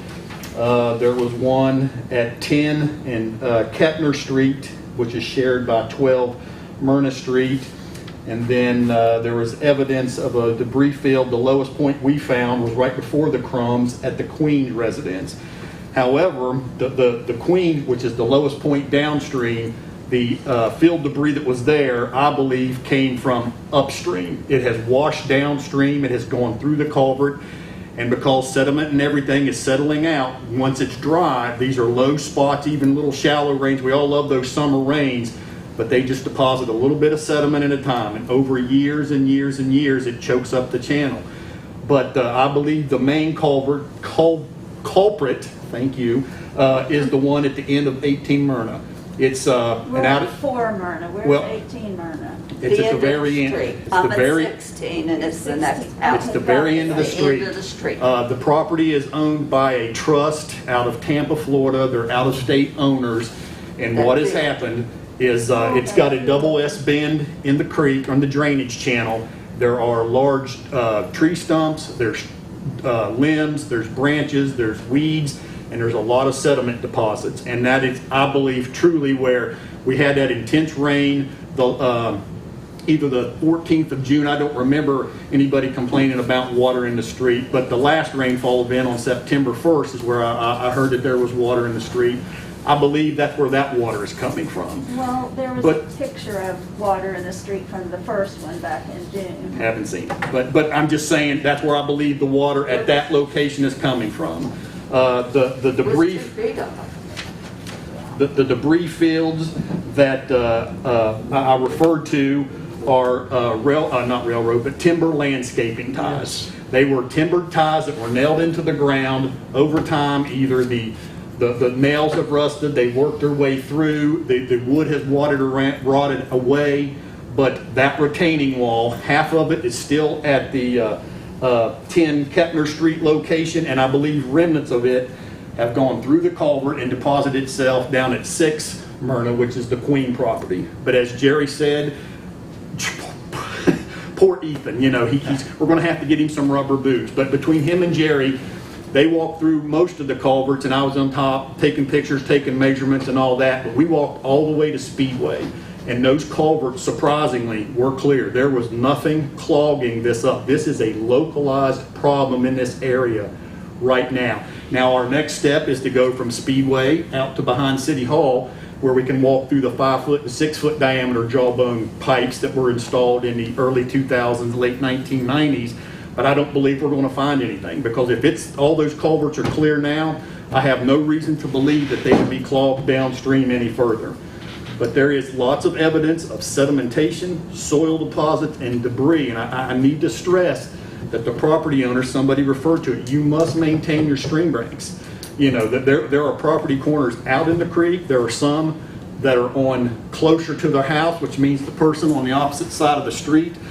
If you live at, say, Myrna, and you're looking across at your neighbor at Kettner, their property extends over past the creek. You wouldn't think that, but that's just the way they are. I mean, I tripped over one of them like twice. It's like, is that thing going to go away? But the property corners are well defined in some of those areas, and the property owners, need to be cognizant of that fact. And I'm not saying that you're not, because it was very well maintained, but there are certain areas that you couldn't get through, where we had to get in our cars and drive all the way around and come back to, because you just couldn't get through some of that stuff. But it's a combination. And I will add to what Jay was saying. There was one area, and I won't give addresses, but at this time, but there was one area where the property owner actually built a wooden privacy fence across Jawbone, across the creek, and on the opposite bank, they were one of those property owners that the creek was part of their property. They owned to the other side. And on that little narrow strip on the other side, they had built like a clubhouse for their kids to play in and a bridge across. And so, again, And a Sam section of fence. Sam Ludlow was here for several years, and we've had this conversation multiple times over the years about responsibility of maintaining the channel of Jawbone. And it was always, as Jay said, with the property lines, most of them either Center Creek or property owners own across the creek. But that's why we don't have access to that stream other than to walk. We were actually trespassing on everybody up there when we were Yes. walking. So, You can come in our yard anytime. appreciate that, ma'am. But that being said, not passing, we're not past the buck, but we're just saying that it comes down as a community. We had an issue downstream with the culvert, and I think most of council was there. Raz was the supervisor at the time.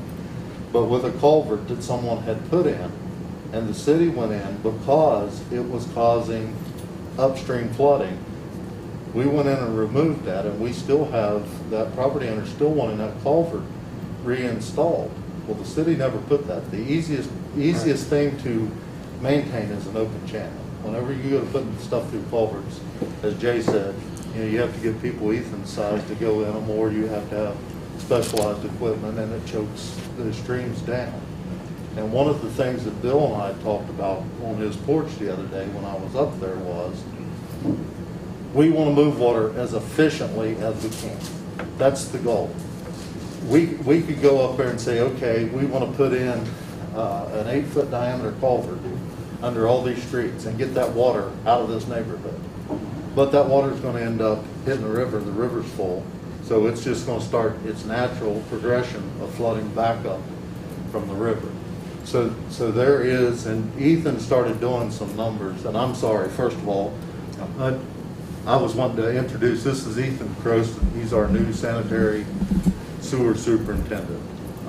Buck Samples is going to retire, and Ethan's taking his place.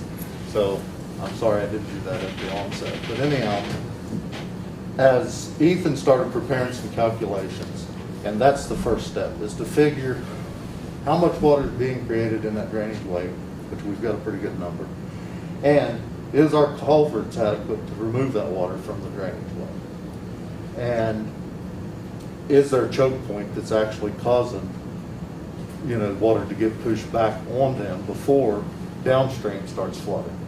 Because that is it. As they said, if we open their neighborhood up, we're going to there's cause and effect to everything we do in this stormwater. Now, that being said, council's going to be faced with a challenge.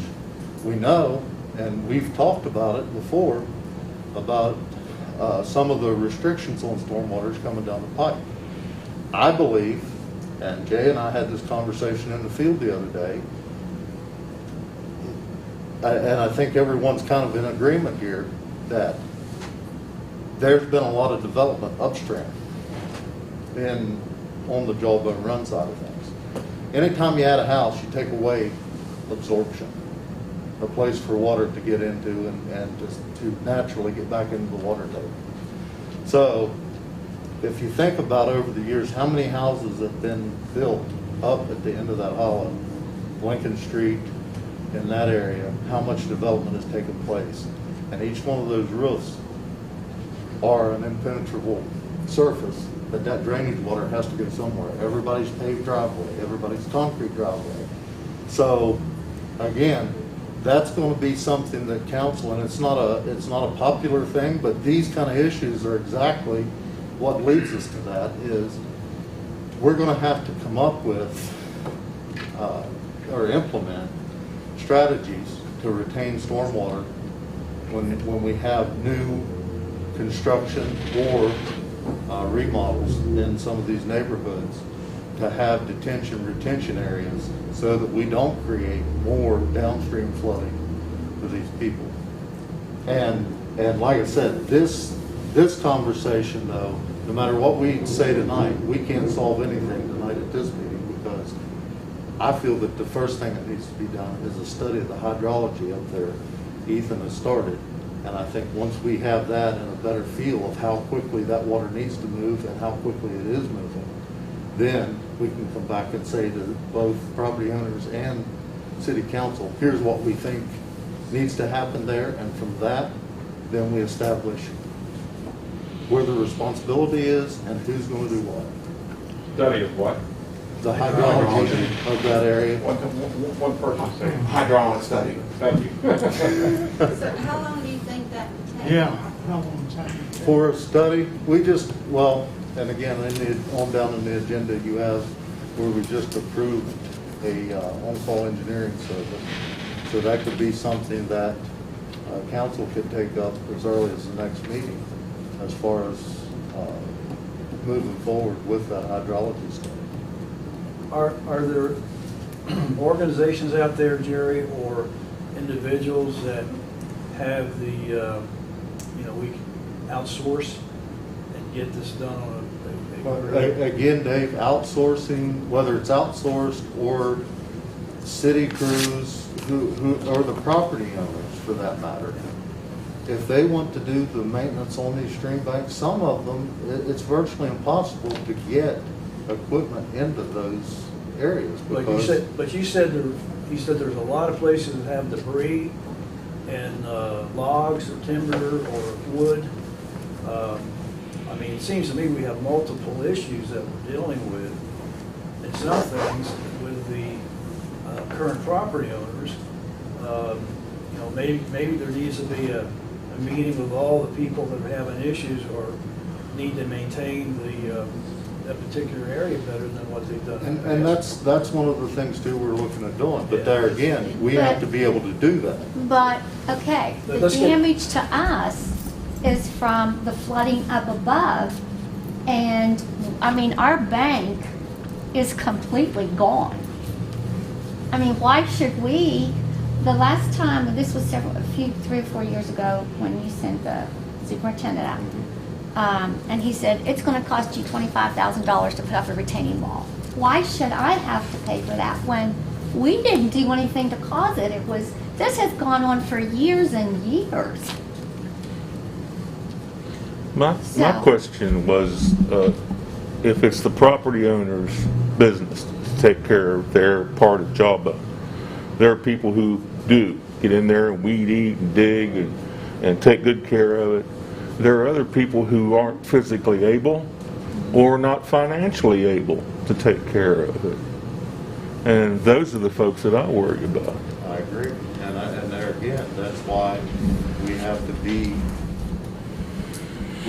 cautious, because one, like I said, if it's our property, we have to have access to it. Two, if just exactly what Bill said, there's people that have spent, and Mrs. Whitehair just spoke to it, spent thousands of dollars to try to protect their property and to do retaining walls, and we've seen some pretty elaborate, and we've seen a lot of folks using it as a water feature in their backyard, and again, that's the creek. It's kind of. And there's some people that had other individuals do it without really recognizing the impact it would have for people downstream. But as to what Bill said, if it's the property owner's responsibility, and you have some property owners that are maintaining that and spending the money to maintain that, and you have folks that either one can't afford it or two just don't care. How is it fair to those property owners that are maintaining it? I agree. Like I said, I'm not disagreeing with what these folks are saying. I'm a 76-year-old widow. I can't get down in there and work. Well, I gripe at him when and I can't afford to hire. Because he had a double contractor to bypass come 2 and years ago, and he's got COPD. But he gets down in there and tries to clean it out, and I tell him to get out of it. And I would like to ask, is there some type of an ordinance about neighbors having to, like the neighbors across where the bank is? I mean, pine trees are hanging down in the creek. And like I said, there's going to be another tree fall on us just given time, because the last tree that fell on us, I called it before it ever happened. And is there an ordinance that they have to maintain? Because we've been there since '95 and I've never seen any trimming or anything done.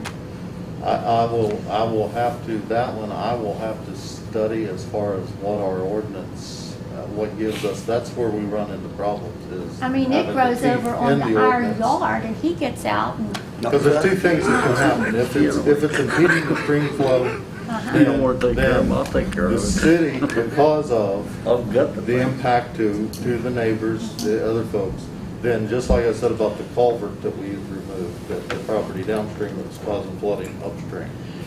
We would legally would have to come in and remove it, and then it would be assigned to the property owner, either on a property lien or whatever, if it is their property.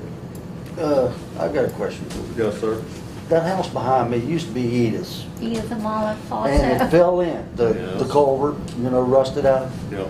Did you have, whenever you changed that section, did you have a chance to notice if the other part of it was still standing? Because this culvert had rusted out and just caved in.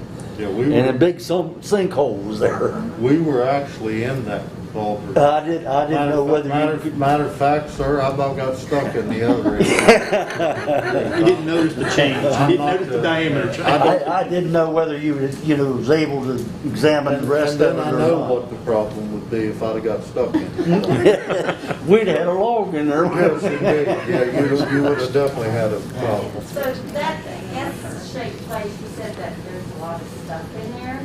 Is that an area where we can get in with these We equipment can and get drag into some of it. that stuff out of there? Yes, Pam, we could get into that, but we would need to have permission from the property owners, and it's in a trust right now. So I'm assuming the owner has passed away. She last resided in Tampa, Florida. It's the Cantler property, and it's been in a trust. It wasn't her name when I did deed research after our visit on Monday. And then when I followed up on it, I found out that it was in a trust. So we would have to get, I don't know if there's an attorney involved or who the executor is or what we need to do, but It's on the I, land and we just can't go. One of It's- her it's tra- heirs was here this summer. yeah, but I mean, I believe, I don't know. I truly believe that if we clean that spot up, clean it out, pull all that stuff, that's going to alleviate a lot of the problems. And again, because I've not heard of Myrna Street flooding in the past. I've been here almost 10 years, and I've not heard of it flooding in the past. But if we can get those 3 and 4 debris fields cleared up, I would like to, see what happens after that. Well, I think we just need to authorize you to get those debris. Well, wait. Okay, listen. I don't want to be the bad guy here, and I really don't, because here's the thing. I grew up there. I'm 32 years old, and I've lived up there my whole life. My parents still live up there, and believe me, I know. I was in your house the night of the flood. It pains me. It does, because I grew up there, and that's my neighborhood. But what I don't want us to, at the advice of our city attorney, we've got to be very careful here on this table. We have got to be very careful about how we proceed as a government organization, because this is private property. And we can't, and so to answer your question about the ARP funds, yes, the city is receiving ARP funds. Those, we have identified projects that need done. The issue with this area is that we could run into significant issues in reporting, as well as, because this is federal money. It's federal money that we're receiving. It's not state, it is federal money. We could run into some significant issues in reporting and get ourselves, this whole community, in a lot of hot water, no pun intended, if we go spending it on private property. And technically, the way this is, if you look at the lines up through there on the GIS map, and I know GIS is not 100% accurate, but it's real close. The property lines go right into the middle of the creek. There is not a stitch of that creek that is owned by the city of Buckhannon. So it's like this. It just butts back and back. So we've got to be very, very careful from a legal standpoint, and this is at the advice of our city attorney, that we've got to be very careful about how we proceed and what we promise and what we can do about this creek bed, because it's the same as the river. The city of Buckhannon does not own the river. We don't. Nobody owns the river. Nobody owns rivers. So Who owns the culvert? Well, we, because the culverts are there, will keep them clear of debris. Yeah. if they plug up or something. Well, Again, what I back mean, to- you said That's it goes back under to- private property. Yeah. It does, but here's the thing. We all know, I mean, Fred Iden developed that area right there, okay? And he did so in the 60s and 70s. And most of those houses up there were built in the 60s and 70s with the exception of one or two. So if that were developed today, I think we all know it would be developed totally different because there's a lot of rules and regulations that are in place now that were not in place back then. Back then, I mean, bless his heart, but they just put a culvert down and said this is where we're going to build a house and covered it up with land and then put a house in. You can't do that today. There's no development that could do that today. And I know that doesn't help anything. I know that that's water under the bridge. Again, no pun intended. But it's the hand we're dealt at this time. I think the best thing to do is to try to get an organization here in this community that is service oriented and work up and see if we can entice a service project with the owners of the property's permission, and we work, and I will sign up. Okay, I will sign up, and I will be there on my own. Not as a city, not from the city of Buckhannon, but to try to help clean up the creek bed where it needs. And I think that's the best way to do it. You get some manpower, and you get maybe some young bodies. There's there's fraternities. There's the high school football team, high school basketball team. There's always organizations Boy looking. Scouts working on Yeah. schools. There's always organizations looking for service hours, and I think that's the best way to go about this. Is we advertise it the right way, get a group together, get a church together, whatever we need to do to get this cleaned up with the property owner's permission. Because I understand what you're saying. I mean, my parents are my father is he'll kill me for this, but he's approaching 70. Okay, I wouldn't want him or my grandparents getting down into a creek and digging around. If my grandmother in Elkins was digging around in the creek, my dad would be over there just angry at her as all get out. So I get it, but I think that's where we have an opportunity for those of us who are young and able to do it. To pick some dates out and let's clean this up. I think, Mayor, if we coincided it with the Buckhannon River cleanup, which we do once a year, have one of those groups break off and hop over there, I think that would be a great idea. I just want to add a quick comment about the ARPA monies.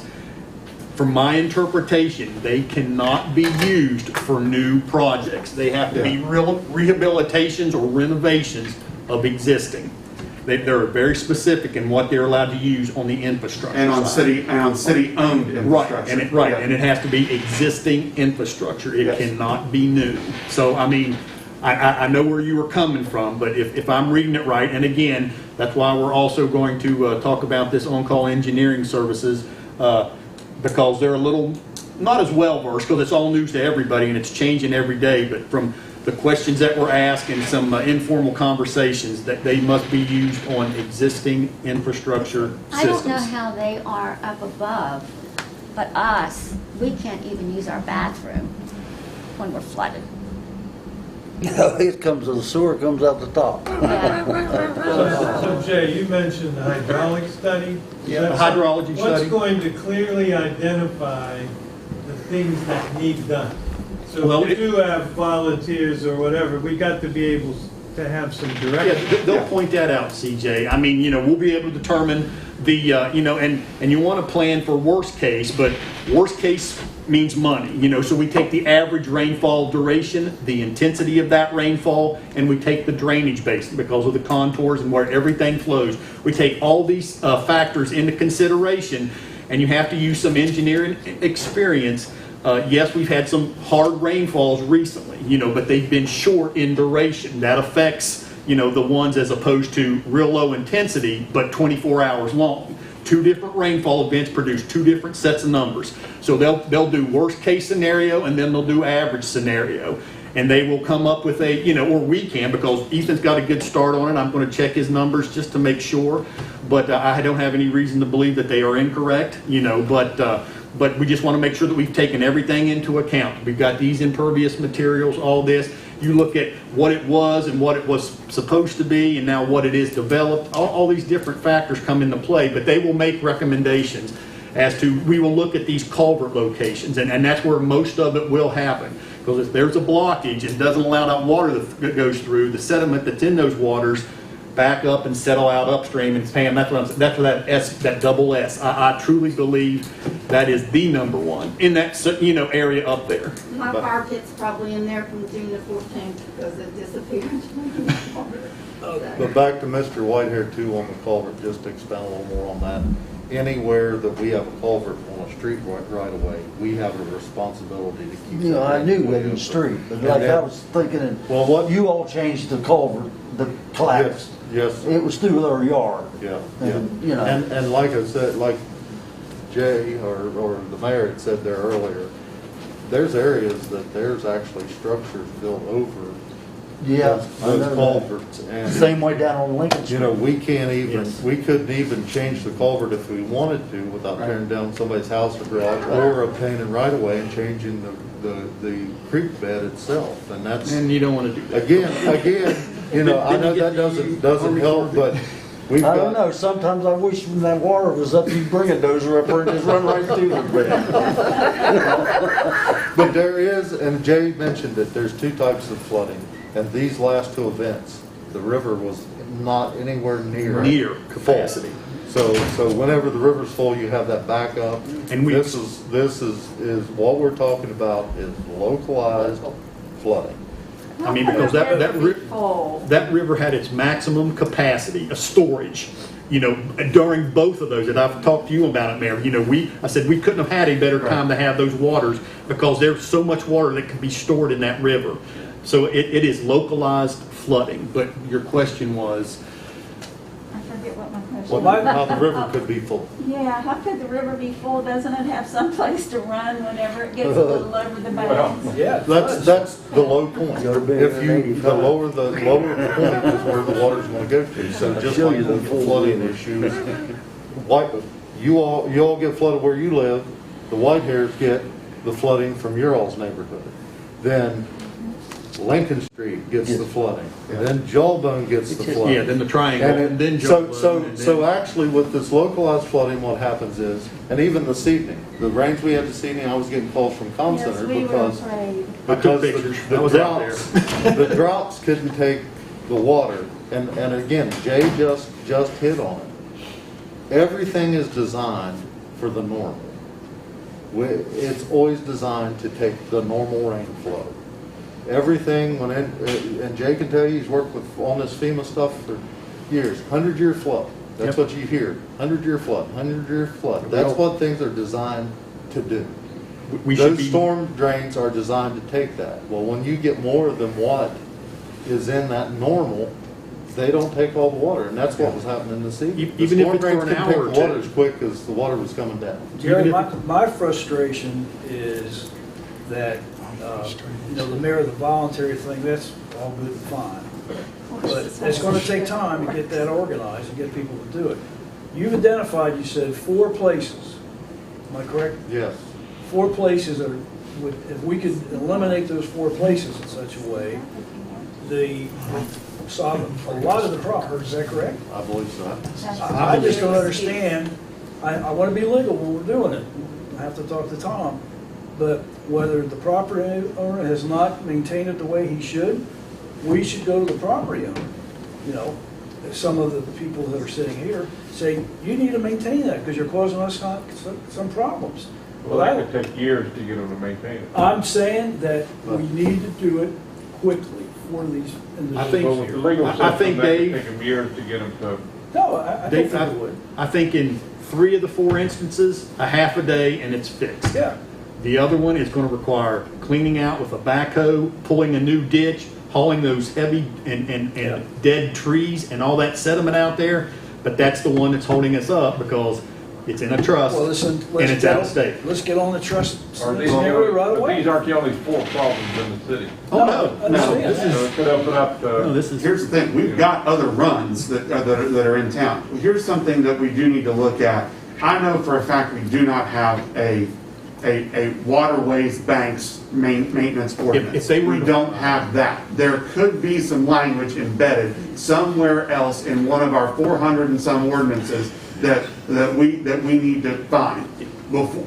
And I think that there is merit in doing research there. If there is no language, I would, and I am not Mr. Ordinance, but I think that maybe we should think about drafting some language if there is nothing in any other ordinance that we can lean on as a waterways bank maintenance ordinance that we have something to require to the landowners that are upstream and not maintaining their property correctly, that is affecting neighbors downstream. Right on. If you remember from the interviews, Mayor, I asked that question, and both of them, well, two of the three firms said retention is coming. Yeah. It's going to be the property owner's responsibility to store their storm runoff on their property. And unfortunately, tonight, a big reason why we're here is in the 30-plus years that I've been on planet Earth, I can count 5 times where this has happened. 2 of them have happened this year. 3 months. And that's where, to your two's point, climate change is real. It's happening. We can see it. We see the graphs of all of the temperatures and everything going up, and the storm severity is increasing. So in order to be proactive here, I do think we need to do some hard researches to figure out where we are language-wise, and then if there's nothing that we can lean on, we've got to put something in place so that we can clean this creek bed up and hold folks accountable that live along the waterways, not just up there, but along this river, and in the other runs in town. East Main Street. Property owners may not realize that is their responsibility. You could be right. They may think it's the city's. You could be right. Yep. And once you get below Lincoln Street, the entire thing is underground. Jawbone Run empties the Buckhannon River right out here. That's what I was saying. Right out here behind us. Right back here. Behind the Airbnb. So the B&B. Underneath the Triangle, Wendy's, Jawbone Park, Fire Department, it actually runs right. If you follow a friendly way right out here in front of the fire department, it follows that almost perfectly, and it's all underground. All underground. So we got a path forward here? Yeah, we got a couple of paths forward. I think it should be a very high priority. I agree. Thank you. I agree. Thank you very much. We will start working tomorrow on figuring out where the language is, if there is any, and if not, we'll get a draft ordinance together on the books here to get passed before the end of this year. It takes a few readings, that's why I say, and then 30 days. So, I say by the end of this year because we're already in mid-September, so we're looking at October, November timeframe to get it passed. So we'll try to put something together that is legally binding, but also allows us to have some teeth in what we can take to folks to maintain the property. And we will approach the property owners that we've identified. Yep. We will approach them, and they may just say, oh, I didn't realize that it was a problem. Probably will. We'll take care of it, whatever. But Jerry, I'll go with you. we will start that process next, and as Jay said, we will, because we want to finish Jawbone. We don't perceive any problems with this section down here. Again, it's a huge. It's 6 foot high. You can walk in it. We will finish our assessment of the complete Jawbone Run, and again, we'll work on that. But I think a lot of it is just we'll go out and talk to the property owners where we've identified these 4 places, and see if we can't get that taken care of that way first. But I was monitoring today, 426, 427. I'm down there taking videos, taking pictures, and But we were flooded there in April 2018, April the 16th, and June 2018. So it was twice in that year. You're saying the streets. My yard. No, I was going to say. Behind. Okay, yeah. Yeah, it's not like this is the first time it's Oh, no, I'm not saying that. I'm saying evidence in the street, The street is new. Right. Then for 2 years, nothing. Right. Yes. And this year again. Yeah, it's, like I said, I think the one problem is the double S. I truly believe that. Well, in the last one, we saw those railroad ties coming down. Yeah.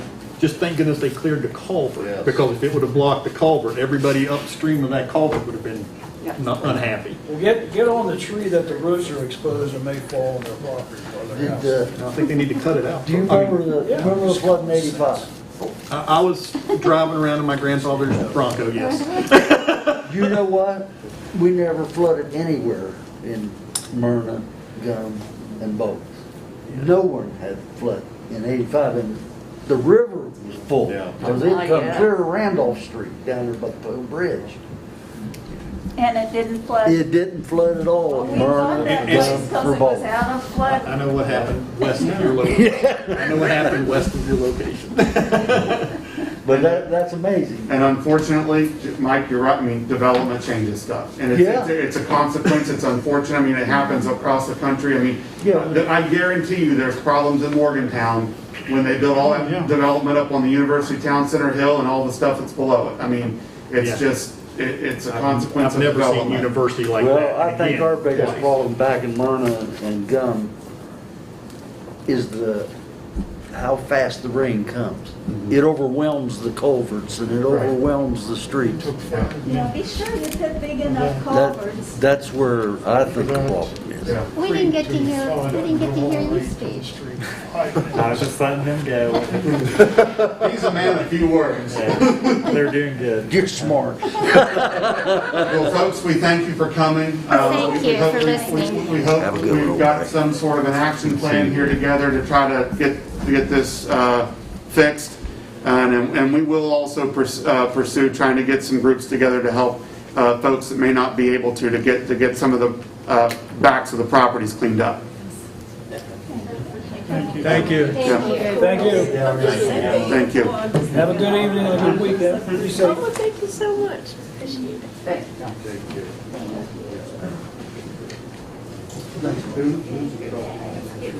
I don't know what his rating is. All right. We cancel section C here. Yeah, I think so. Section C. You come to our house on 4 I'll remember Depends on where the rain falls. So in 85, it all rained in Helvetia, Pickens, and it came down the river. We don't flood when it This rains falls here. Yeah. here above wherever this watershed is, then it's all going to race down there. So that's what happened at the Greenbrier. You know, it all rained in a specific spot up in the watershed. All come down. Yeah. Can we change the air conditioning so it's not quite as cold? Rain. Can we do that? I think you got to call Columbus, Ohio. Here, I'll give you my jacket. Well, I'm not cold. There's a couple other people that are. Who's cold? Mason, are you cold? Mason? I've been warmer, but it's keeping me warm. I'm looking over there. Do we still have Jay and? Yeah, we need to move. Okay. We need to move on here. We will, but just change the air a little We bit. still have a meeting. Here, you want my jacket? No, I'm okay. Change the air so it's cold. I thought you were all heated up and fired up. I am fired up. I'm fired up. All right. I'm gonna let Ethan go home. I wanted to introduce Ethan to the council. Hey, Ethan. And folks, Welcome aboard. trial by fire for Ethan. Can he change the air a little bit so it's not quite so Ethan, cold? Steve would like to give a 15-minute presentation. Sing your favorite song. You guys Already will all met want him to out in the hallway. All right. Thank you, Jerry. Thank you. Yeah. Okay. So that we can also let Jay go home from a very long day, since Jay was here before 7 a.m. getting ready for our sanitary board meeting, I would like to, and Barrel, I would like to bring F1 to the table here, which is kind of why I moved Jody up, to talk about the results of the on-call engineering and to select our engineer. So Jay? Okay, Jerry, you want to start us off and just lead us into it real quick, and then I'll... We, as you know, we had we had the interview process and had to go through the 5G process to interview. So we had a member of each one of the departments, the department head, the mayor, myself, Jay, and Vincent Smith was the selection committee. They selected 3 firms. There was seven that submitted. We selected 3 to interview, and we conducted those interviews all in one morning here. And from that selection, we used a scoring process. Everyone got asked the same questions. Jay asked the same questions of everyone. They were all scored the same. And I will tell you that all 3 of those firms, I believe, could have done an excellent job for the city of Buckhannon. And the scoring process was extremely close. And from that, we selected Potesta from the 3 firms that we interviewed, which we interviewed CEC, Potesta, and Thrasher. And again, any of those 3 would be excellent engineering firms, I think, for the city of Buckhannon. But based on the actual total scores, they were selected, and I'll tell you, it was very close on all 3 fronts. Jay, do you? Yes, I mean, for me, it was very tough because I was trying to look at it just from a perspective of engineering requirements, and there were just a couple points that separated my ratings, my rankings. My choice, just personally, was based on past work experience and some. I knew everybody, as the mayor knows. There were people that we knew on all the firms that interviewed, but Jerry reiterated, so I won't go over it again. But I don't think that Buckhannon is going to lose in this situation. I think we've done our homework. We read the qualifications. I called the references and had very good talks with the mayors or the PSDs or the city managers, and it was really difficult. But with that being said, the way the scoring matrix was set up, and that's only because that's what I just pulled that language from the state. They recommend following these questions, asking these questions for both engineering interviewing firms and architectural firms to be interviewed. So it's not like I made these questions up or anything. They was already pre-formed for the most part, and asked the same questions, and it was difficult. I mean, I thought it was going to be really clear cut, but when I came to tally the scores, it was not. A couple of the guys were asking me, well, what's the result? Well, what's the result? And I told them that I haven't even looked at the results until I got them all in. I was waiting for Vince's scores to come in Friday. I'd had the scoring matrix already set up so that I could enter that interview information, but I did not enter anything until I got Vincent's scores, and then I plugged them in and sent them to Jerry and the mayor as soon as I got the results completed. I believe that Potesta is the firm that came in and took over the Wi-Fi towers for the Development Authority? They are doing work with the Upshur County Development Authority on the Wi-Fi towers. Have you got any feedback from them? I know initially they were happy with it. Yeah, and I mean, go ahead. No, I was just going to say that I think they were pleased with what Potesta has done to this point. Yeah, I think it saved the money and did the job more efficiently. Yes. I mean, they came in and helped when the Corridor H South, we've been, trying to get that infrastructure out there since 2013. Sam and I have been, working on it. They were able to come in and finish up the sewer side. I'd had my water design because, the water's not going to change.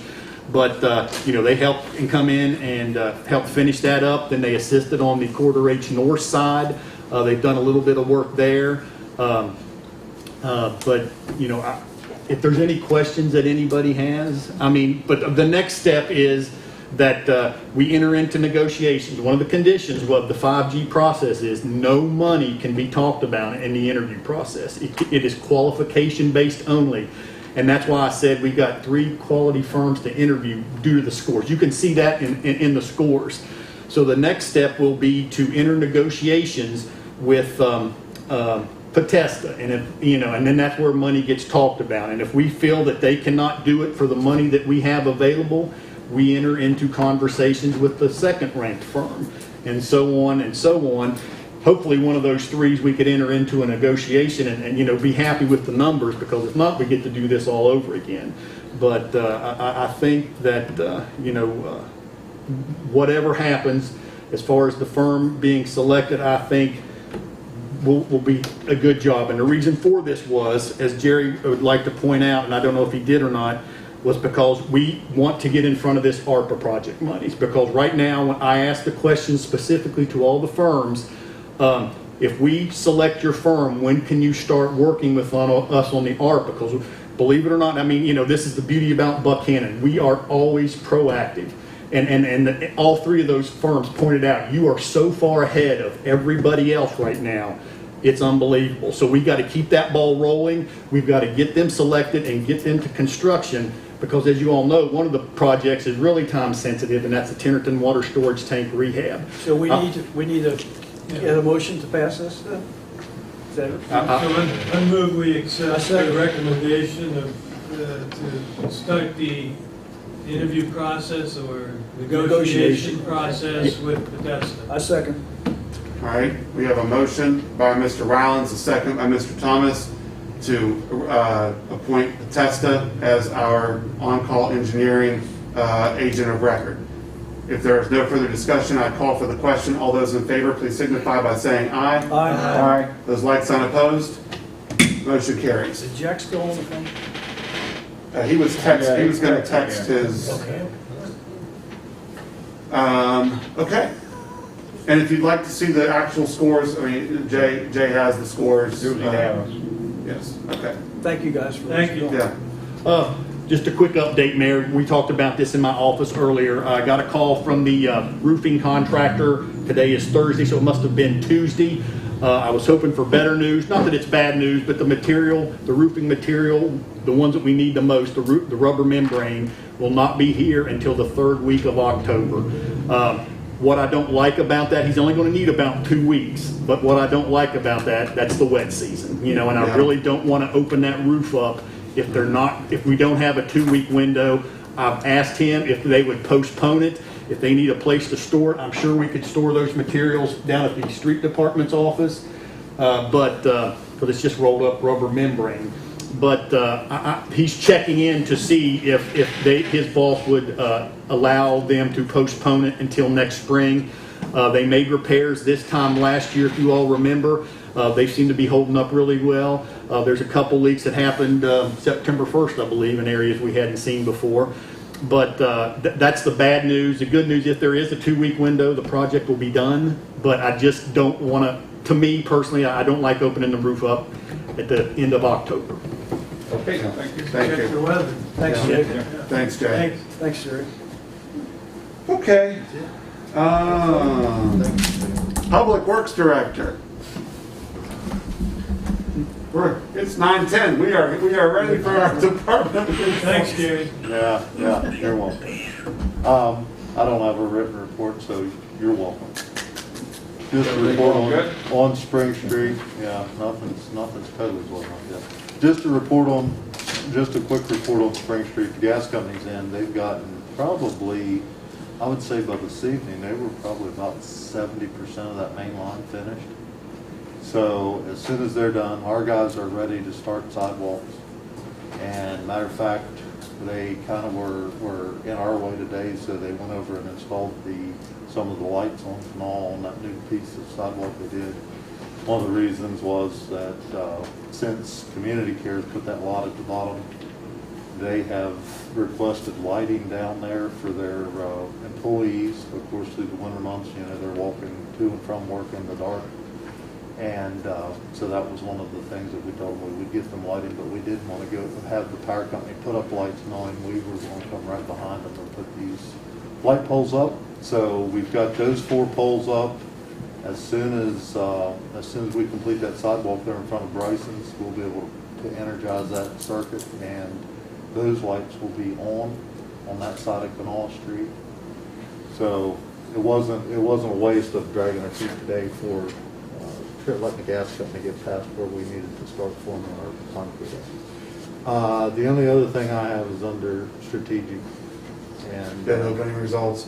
Yes. Okay, let's talk about that. Actually, let me grab my agenda because I can't remember the number off the top of my head. We held the bid opening results for the rubber tire loader.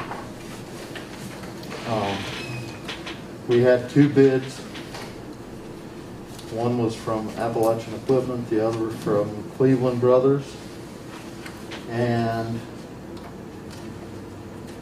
the results were Appalachian Equipment was $121. Yeah, go for it. Okay, never mind. $121,699, and Cleveland Brothers was $169,000 even. Was that 169? 169 even for the Caterpillar, and the one from Appalachian Equipment's called, it's a piece of equipment called Sani. It's Bandex? They were at Sani. Yeah. It's a Canadian-based equipment. That's where they're out of. And I will tell you that they have a pretty substantial warranty on their equipment. From Appalachian? Yes. It's a 5-year, 5,000 hour warranty on that piece of equipment. You've been in Pennsylvania too long. It's Appalachian. Yeah. Well, what did I say? So I would ask that the council approve the low bid of $121,000. Okay, we have a motion by Mr. Thomas. We have a second by Mrs. Bucklew. Is there any further discussion? Hearing the need for none, we'll call for the question. All those in favor signify by saying aye. Aye. I assume that's an aye. Hang on, I got a yes. Like sign opposed? Motion carries. Okay. And Mayor, I do like the new hammer. Oh, yeah. You like the what? The new, he's got a gavel now. Until you get the other side of it. So. Yeah, he's got a gavel. I thought he was bourbon or something. You see what you got to sit next to? Okay. Anything else, Jerry? That's all I have, Mayor, unless there's questions. He I can't don't leave. think so. He can't leave. I can't leave, I'm not allowed. You're not allowed to leave. No, he is not. Last time I checked. You've got the hammer. I got the hammer. Okay. Finance Director Ann Barrel Jenkins. Okay, so the first report I have in there is really short. So your balance of your enterprise funds for the month of August, Waste Collection Board, money market and checking, 927,146. CDs was 58,536, plus you have that letter of credit for $64,000. Water Board's money market and checking 588,051. The working capital funds at $616,016. $616,016. That's a lot of 16s. Sanitary Board, $500,614 for money market and checking, and working capital $457,076. The Stormwater Fund is $117,677, and of course Sanitary Board is responsible for that. The other thing I might want to just mention, the delivery of the waste collection new garbage truck is delayed until March. Because of the equipment failures, the Waste Collection Board authorized purchases of a used garbage truck for $17,000 and 2 road tractors from the Department of Highways for $21,356. Jerry got a good deal with those. They're getting ready to go up for auction. And then I might mention Deborah's been on there patiently waiting. There was 2 items down in strategic that she F3 and F4 would have some input on. If I could mention those, would that be okay? Yeah, those are fine. Yeah, let's go ahead and just, that way we can get Deborah back to enjoying her evening. So under F3, approval to hire the part-time technology internship for Fred Everly Technical Center. I'll lead in with saying that Dawn Nestor gave me a call. They are actually using this person right now, but I think that they didn't realize the Board of Education could not pay them directly because they're under union. So they wanted to know if they could run those under the city of Buckhannon. We've done that before in the past, but our volunteer coordinator that we received grant money for and paid her from that. And then so we've had that a couple of different instances. In the back of your packet is the job description of this person. We would be reimbursed by the Board of Education for this person. The help desk specialist, and Deborah, you probably know more about than I do, if you could jump in. Yes, there is a job description in there, and it's was created by Tad, intended to this intern's teacher at the at Fred Everly, but I'm basically what it is. But in a nutshell, this student who we're calling an intern. He is there for any technical questions with the iPads or the Chromebooks or just the desktops that we have that the kids use with after school and tutoring program. And right now, because kids, we're just getting into the school year, they haven't had a lot of homework. But he is going through and updating all of our equipment and making sure that the antivirus and all that is current. And he's also researching for appropriate websites that go onto for help or just to play games, but they're appropriate.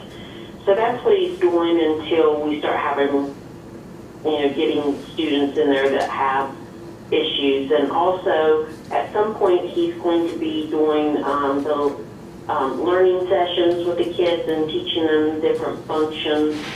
And hopefully, we will put an adult class going that the community members, if they want to learn how to do something, that they can come to the youth center and take a class, and this intern is going to facilitate it.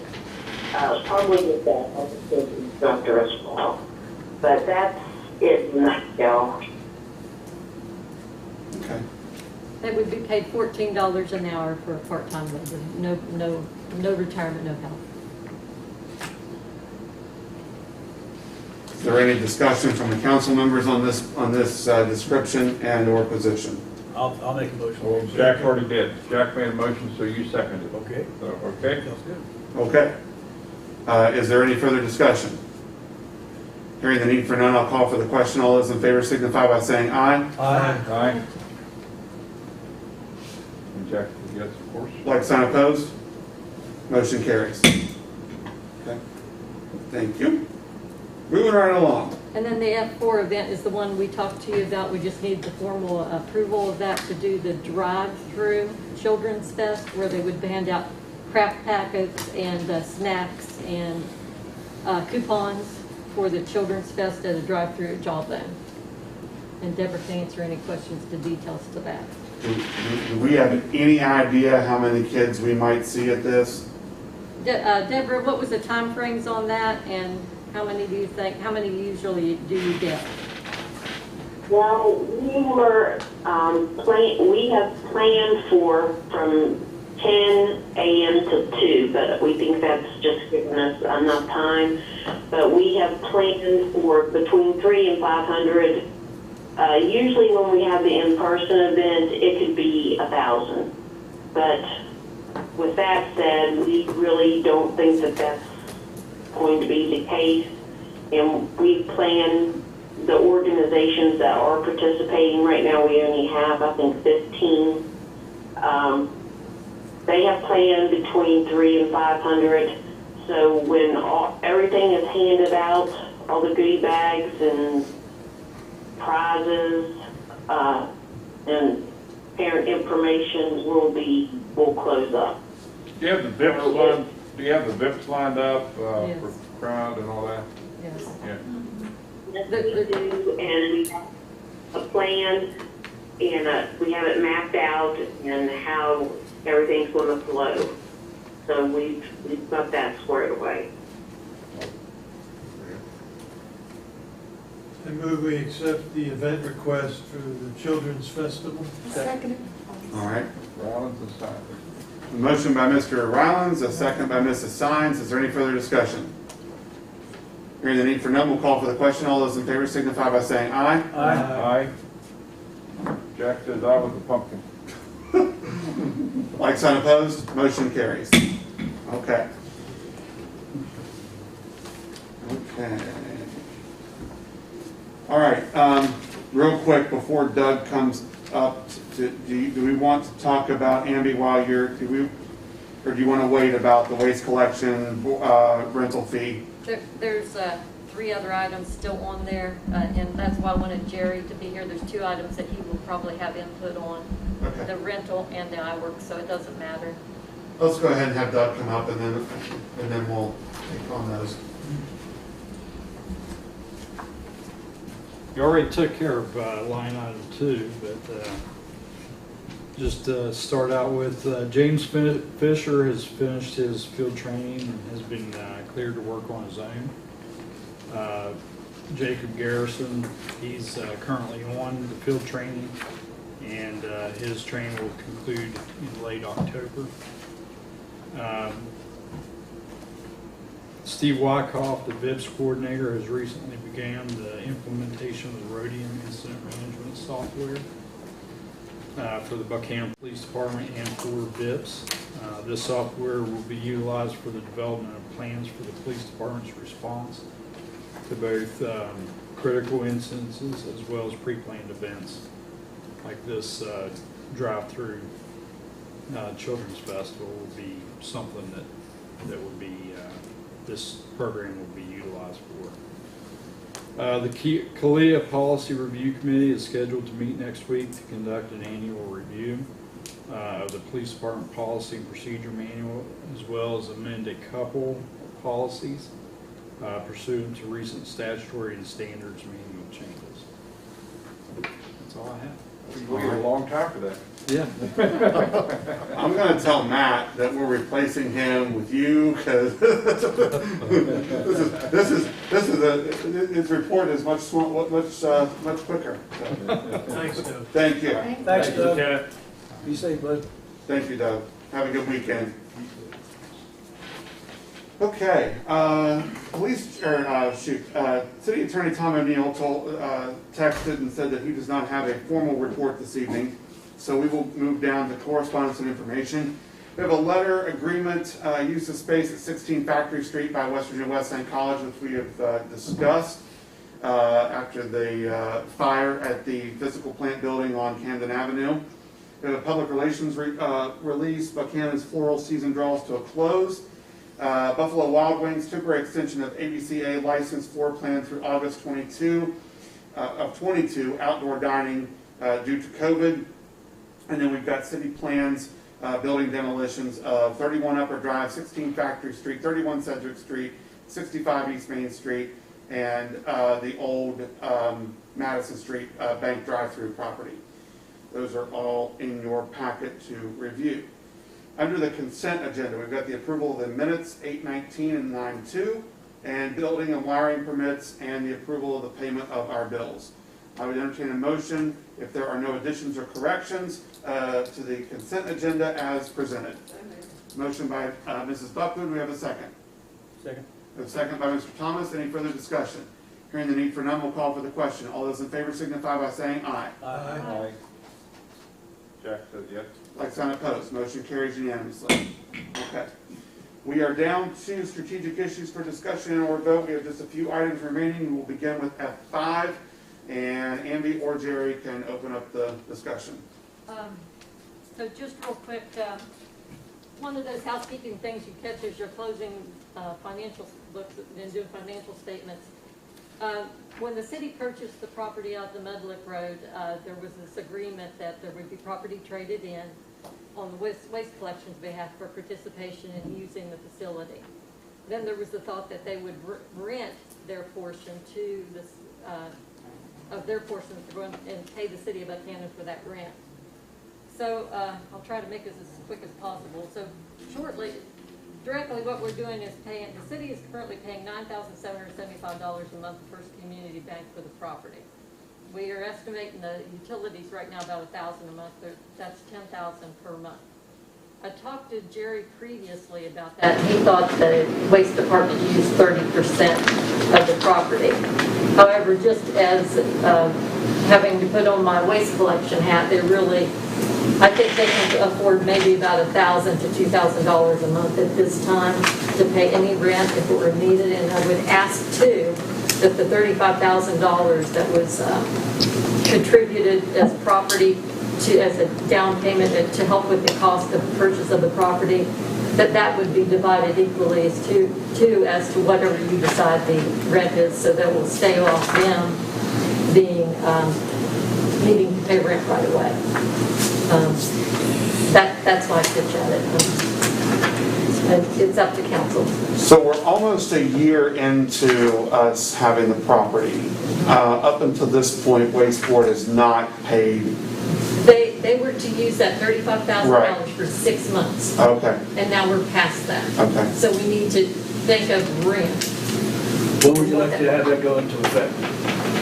At any point. I mean, if you let them use that $35,000, even though it said 6 months, if it's going to be $2,000, that'd be 17 months. So could they use that for that length of time and then start paying rent? Or So you're saying take the $35K. and try to hold off as long as we can with them paying a rent. I agree with that because we all know that Waste Board is not in the position We're to. headed that way, yes. Okay, I'll make a motion to that effect.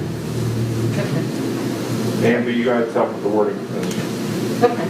For the final minutes, but I understand it. They have 17 months, Yeah. and after 17 months, their rent goes into effect at $2,000 a month. Yeah. Okay, yeah. Okay, we have a motion by Mr. Thomas. Do we have a second on the motion? CJ? Is there any further discussion? All those in favor signify by saying aye. Aye. Aye. Jack, yes. Okay. Like sign opposed? Motion carries. Okay. If you want to do fireworks next, that'll get Jerry out of here a little quicker. I don't care. Yeah, Jerry came in. Jerry was late for this meeting. I think you should hang out with us for the whole meeting. I didn't say. Well, he's giving you a look, Dave. Oh, that's okay. Is that a yes? Yes, let's F9. Okay. So currently, I work software upgrade. We're currently using this program as a module for work orders for our department. So bulky goods, yard debris, maintenance, and repairs. And we also use it for citizens engagement, where citizens can send us messages or complaints, and then we can answer them that way. Complaints, we don't get any complaints. We don't get any complaints. Oh. So I've also been looking into software to better serve the work and organize our code enforcement activities. Currently, we use Excel sheets, notes, and Word documents. And then Jerry's been looking into software to manage and track assets such as maintenance of sidewalks, stormwater, facilities, and infrastructure. So we have been using iWork for several years for work orders. And the water department recently added backflow maintenance and just started using that as work orders for the inventory tracking too. And with this software, employees can access it anywhere with a username and password on a computer or tablet or mobile device. So it's cloud-based. The code enforcement module total is $5,000 per year. The remaining modules, which include those that we already have, will total $11,844. And that would, the $11,844 would be divided 4 ways between general fund, water, and sanitary and waste. They waived a $14,850 setup fee because of what we're purchasing, and we've been a customer for a while. Jerry has also requested a one-time service fee with iWorks that would send, they would send staff here to GPS data points such as signs and use a high-resolution camera to assess pavement conditions. And the cost of that is $1,352. They actually discounted $10,000 off of that because we would potentially, if we buy this other software, they count 10,000 off that. Is there anything else you can add to that GPS? Again, as Emily said, you've seen the street view Google. Imagine that at all of our intersections. And again, it ties right into what we're doing with GIS and the city right now. But it makes us much more efficient when it comes to street assessments and planning for facilities for streets and sidewalks. So that's what it's for. In your packet, there's a proposal that explains each one of those modules a little more detail. I don't want to go into it tonight, but. What is the total cost? The total cost is $16,844, and then the $1,352 after that. 17,000. We're already paying It's a for good it. investment. It's going to make you more efficient, effective, and I know it definitely help with code enforcement. I've been trying to. just an annual fee. Yes, it is. One of the things, CJ, too, that Tammy did mention that it does is it also allows us to put in, or to be able to track our projects and makes us more efficient in the data entry side. Again, right now with street assessments, for instance, we have to go out, do those assessments. Usually Brad, myself, I've included Jay this year, go out and do those assessments, and that has to be documented and either entered back here, or we have to take a tablet and go to doing that. This will save that step this year, this coming year. They'll come out, do all this, GIS everything, and we should have a real good base point then, moving forward for our street assessments. And again, we had this discussion with our engineering when we were talking to our engineering firm. And there is so much when it comes to paving schedules. There is so much that you can assign, so many different factors to that you could come up with either a reason to pave or not to pave any street. I mean, it is very subjective to what you do. Everybody has a different opinion of what factors should be involved in the assessment. For me, I look at the street assessment as the paving condition, the current condition, and then one of the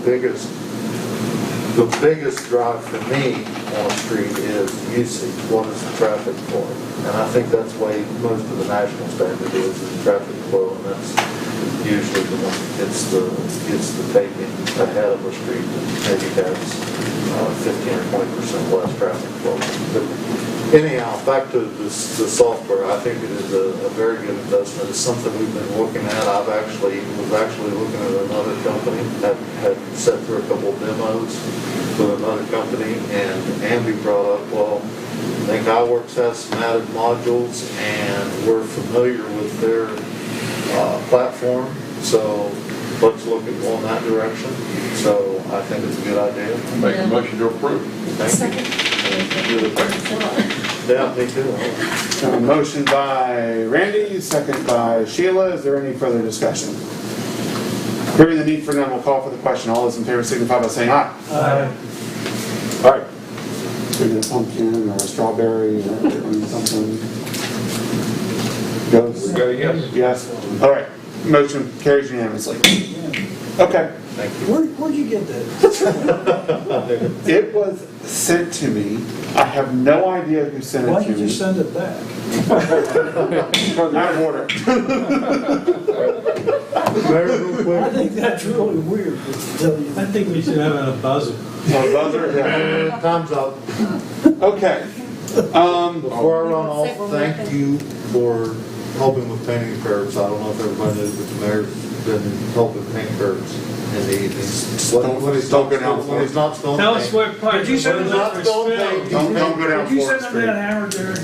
No, I did not. It's all over. I did. I tried to go down for Thank Sheila for coming out and visiting. Thank you. Touring the facility. You didn't call me to paint, I know. You could probably do a better job than I'm doing. I think you painted 4th Street there. Thank you. Okay. Have a good weekend, Jerry. You too, then. Take care. Approval of the financial statement, 6/30/2021. So, I don't have to talk at all. I don't mind. I just need signatures. I put my narrative in there. You want me to go through it now? Or Quick, yeah, you can. Sure. All right, I'll try to make it as quick as possible. So we're closing out during our financial statement for the year. By code, we have to have this prepared and finished within 90 days of the beginning of the fiscal year. So for September 30th, we have to have this published in paper. So we depend greatly on Richard Trent. He's a CPA that helps us through this process. And so I'm going to just try to give the highlights. And the highlights were quite a bit last year. I know now why I am tired. There's a lot of stuff happened last year. So can you get to your, it should be in there. It says it begins with City of Buckhannon General Fund balance sheet. Okay, so on your balance sheet under assets, the cash ending 6/30/21 was $1,306,719. This was due in part to the infusion from the sales tax and the $830,000 we received from the CARES money. We also received $6,700 reimbursement from the county for COVID supplies. And just as a note, last year's cash balance, ending balance, was $570,974. So those numbers also reflect back onto your second page. You'll see revenues and expenditures. Revenues totaled $5,831,796. Other revenues to note that we received $113,000 from Mountain Park for the Stockard Youth Center. We received money for grants, the FEMA grants, generators, Gateway sidewalk and lighting project, theater grant, and volunteer grant. So those were things we got increased extra in our general fund. Now, when we compare to the previous fiscal year, other revenues that were down was hotel, motel, B&O, gas and oil severance tax, police fines and court costs, franchise fees and donations.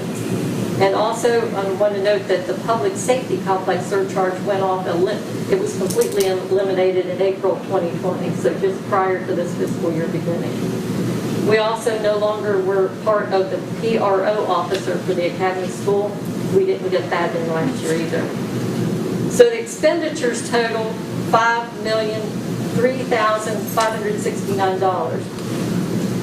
And compared to the previous fiscal year, there was $900,000 more expense. So we had several capital expenditures. Mudlick Road property with 3 large buildings was financed. The property was purchased for $1.5 million. And as I've mentioned, what the payment was, $9,775 a month. The 65 East Main Street Pythias property was purchased for $145,000. Now that was in May, but still was an activity in 21. The Fiore concrete truck, $179,000. We got new leased vehicle trucks, 2 Dodge Ram trucks. We got the Flipstream mesh, I call it that dirt sifter, $11,780. We received 3 2020 Ford Interceptor Cruisers, brand new ones. The 2013s were traded in to that, and the sale of those was applied towards the purchase of those vehicles.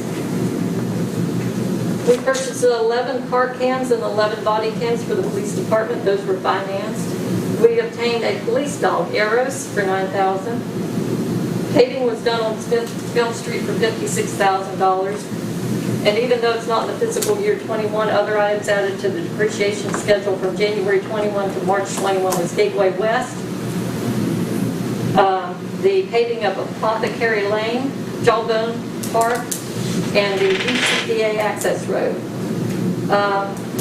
So about $2.5 million of assets was added to buildings, equipment, and infrastructure. And that's about it for that report. The certification of the financial report needs to be signed by the mayor, recorder, and at least 2 council members, and then I'll have to publish it in the local newspaper as a classical advertisement. Looks pretty clean to me. I move we accept the report. Second. Motion by Mr. Thomas, a second by CJ.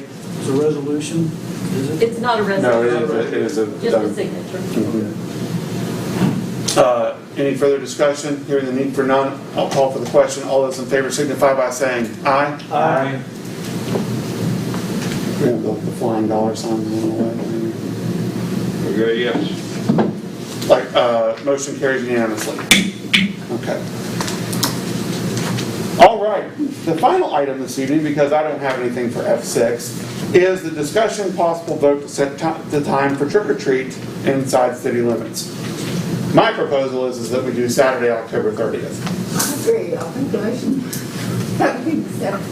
And I suggest we use the similar wording as last year, if I may. Yeah, you sent that to me, I agree. 6 to 7:30. Last year we, 6 to 7. let's I thought see. it was just an hour.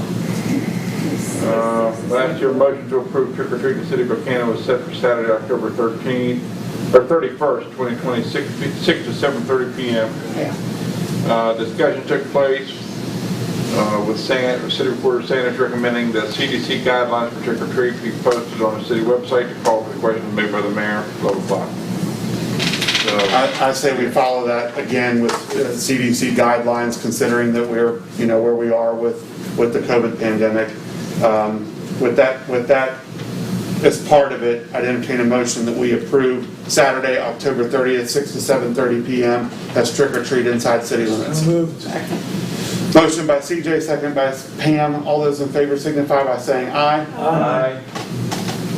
You don't get a ghost when you go upside. We need a hammer. We got to All right. Motion carries unanimously. Okay, I'm sorry, was that Rollins? Who's did this? And Pam and Use a hammer on Rollins. yeah, Okay. All right, that was. he's been good tonight. Yes, he has. Great. I'm going right over. I'll stand. Okay. Congratulations. We have made it down to G, comments and announcements. Pam. I went to a Burma meeting and had Burma members there and representatives from the Garden Club, and we discussed Christmas and Christmas decorations, and we've come up with the idea of we're going to have what's called a Heroes Christmas as a theme, and we'll recognize different heroes, not just service people, but doctors, nurses, teachers, etc. And we want to do it. We're going to do a red, white, and blue theme for Christmas. And I want to take it to the Consolidated Board because we need some money to go toward the lights and decorations. That's what I would suggest. I would suggest putting a presentation together for the Consolidated Public Works Board to consider. That's what. Okay. And that takes up next week. Yes. All right. We'll get that on the agenda. Anything else? Nope. All right. Thank you. CJ? That's good. Dave Thomas? Just very short. I appreciate the individuals that were having a problem with Jerry's coming tonight. Hopefully we can get that resolved fairly soon with them. And also with the Sarah Stankus and Deb Harrison and Jeff Coggins. Yeah. Appreciate their presentation. What was a real information that I thought was absolutely very interesting was the difference in the cost because of the significant decrease in interest rates that we're currently facing for well over a year and a half, 2 years. I think we ought to put on our long-term issues that we need to look at and do something. The cost of borrowing money today is just unbelievably low, and there's some projects that could benefit with that immensely. One is, I think we need to proceed with stock. And, we've talked about it for years, and we've got about $450,000 in hand, and maybe it can be done such a way that there's one phase that can be completed sometime in the next X amount of months or year and a half. I also think that the city, we keep getting all these wonderful comments about how nice the city is and everything. I agree with that. But I would like to take a look at, I mentioned to Jerry Arnold a couple of days ago, I think I mentioned it to Andy too. I was on the consolidated board under Kevin Davison's tenure as mayor, and we had asked at one point in time for Jerry to put together a priority list for paving the city. And I think we ought to take a look at that again, and also look at how much we can do with period lighting, because I think the period lighting is really, that's a very attractive feature to the city, and also it's a safe factor. When you have that period lighting, you have lights. But, you know, maybe it'd be worth borrowing $10 or $15 million to pave every street we have in Buckhannon. I don't know. But simply take a look at it.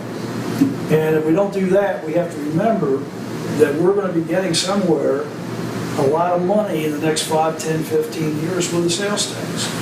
And we need to have a plan on how we utilize those funds for the future good of the community. That's all I have to say. Everybody have a nice weekend. Thanks, Dave. I have a list of priorities that I can share with you that Jerry gave to me whenever I became mayor, that I've been checking things off. Okay. So I can share that with you, and we can add things to it and move it around if you want to. Yeah, I also think at some point, Robbie, it'd be nice to have a town hall meeting to get people involved with the optimism that you can have with the funds that we currently are going to have for the next X amount of years, and listen to hear what they're having to say too. I think there's nothing wrong with doing that, maybe once or twice a year. So sort that out there. I think we went through that process with the update of the comprehensive plan. I mean, as soon as we can meet again, effectively in public. I think comprehensive plans are a little bit different than operating plans. Things change very quickly because that's the kind of society we live in. I don't disagree with this. I don't think Jack being all on text, I don't think he'll have any comments. Sheila. Randy? Well, just to follow up on what David said, yes, there is some priority we need to give, and we do have to take a good look at some of the things, and I think we're doing that, actually. We need to kick it more into gear. We have a lot of things up on deck. The WAMSB 2023 thing has caused us to look at some of the projects. I'll repeat, maybe if I haven't already reported here, I did so at Buckhannon and some of the others. Our committee has met with Senator Manchin's office and Senator Capito's office. Representatives from those two offices were slated to meet with the Department of Tourism, Commissioner Ruby, and we'll be working with Randall Reed Smith. The governor's office has asked us to work with him on some of the further plans for WAMB 2023. So we've presented some projects to the U.S. Senator's offices asking for some assistance and some help, and those projects being Stockard Youth Center is one of them, asking for some guidance to help with potential funding through grants or low-interest loans.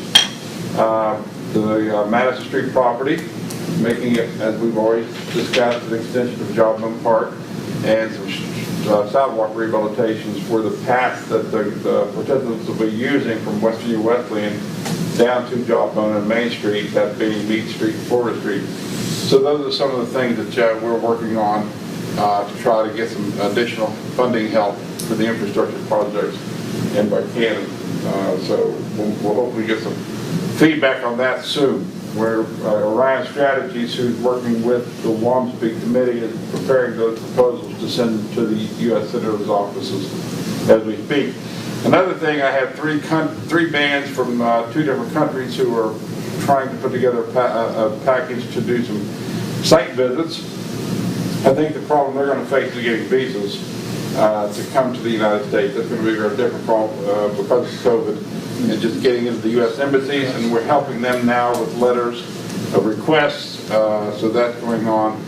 But I'll report more on that when we get a little bit closer as far as who's potentially coming for site visits and so on. So that's my report for this evening, Mr. Mayor. Thank you, Randy.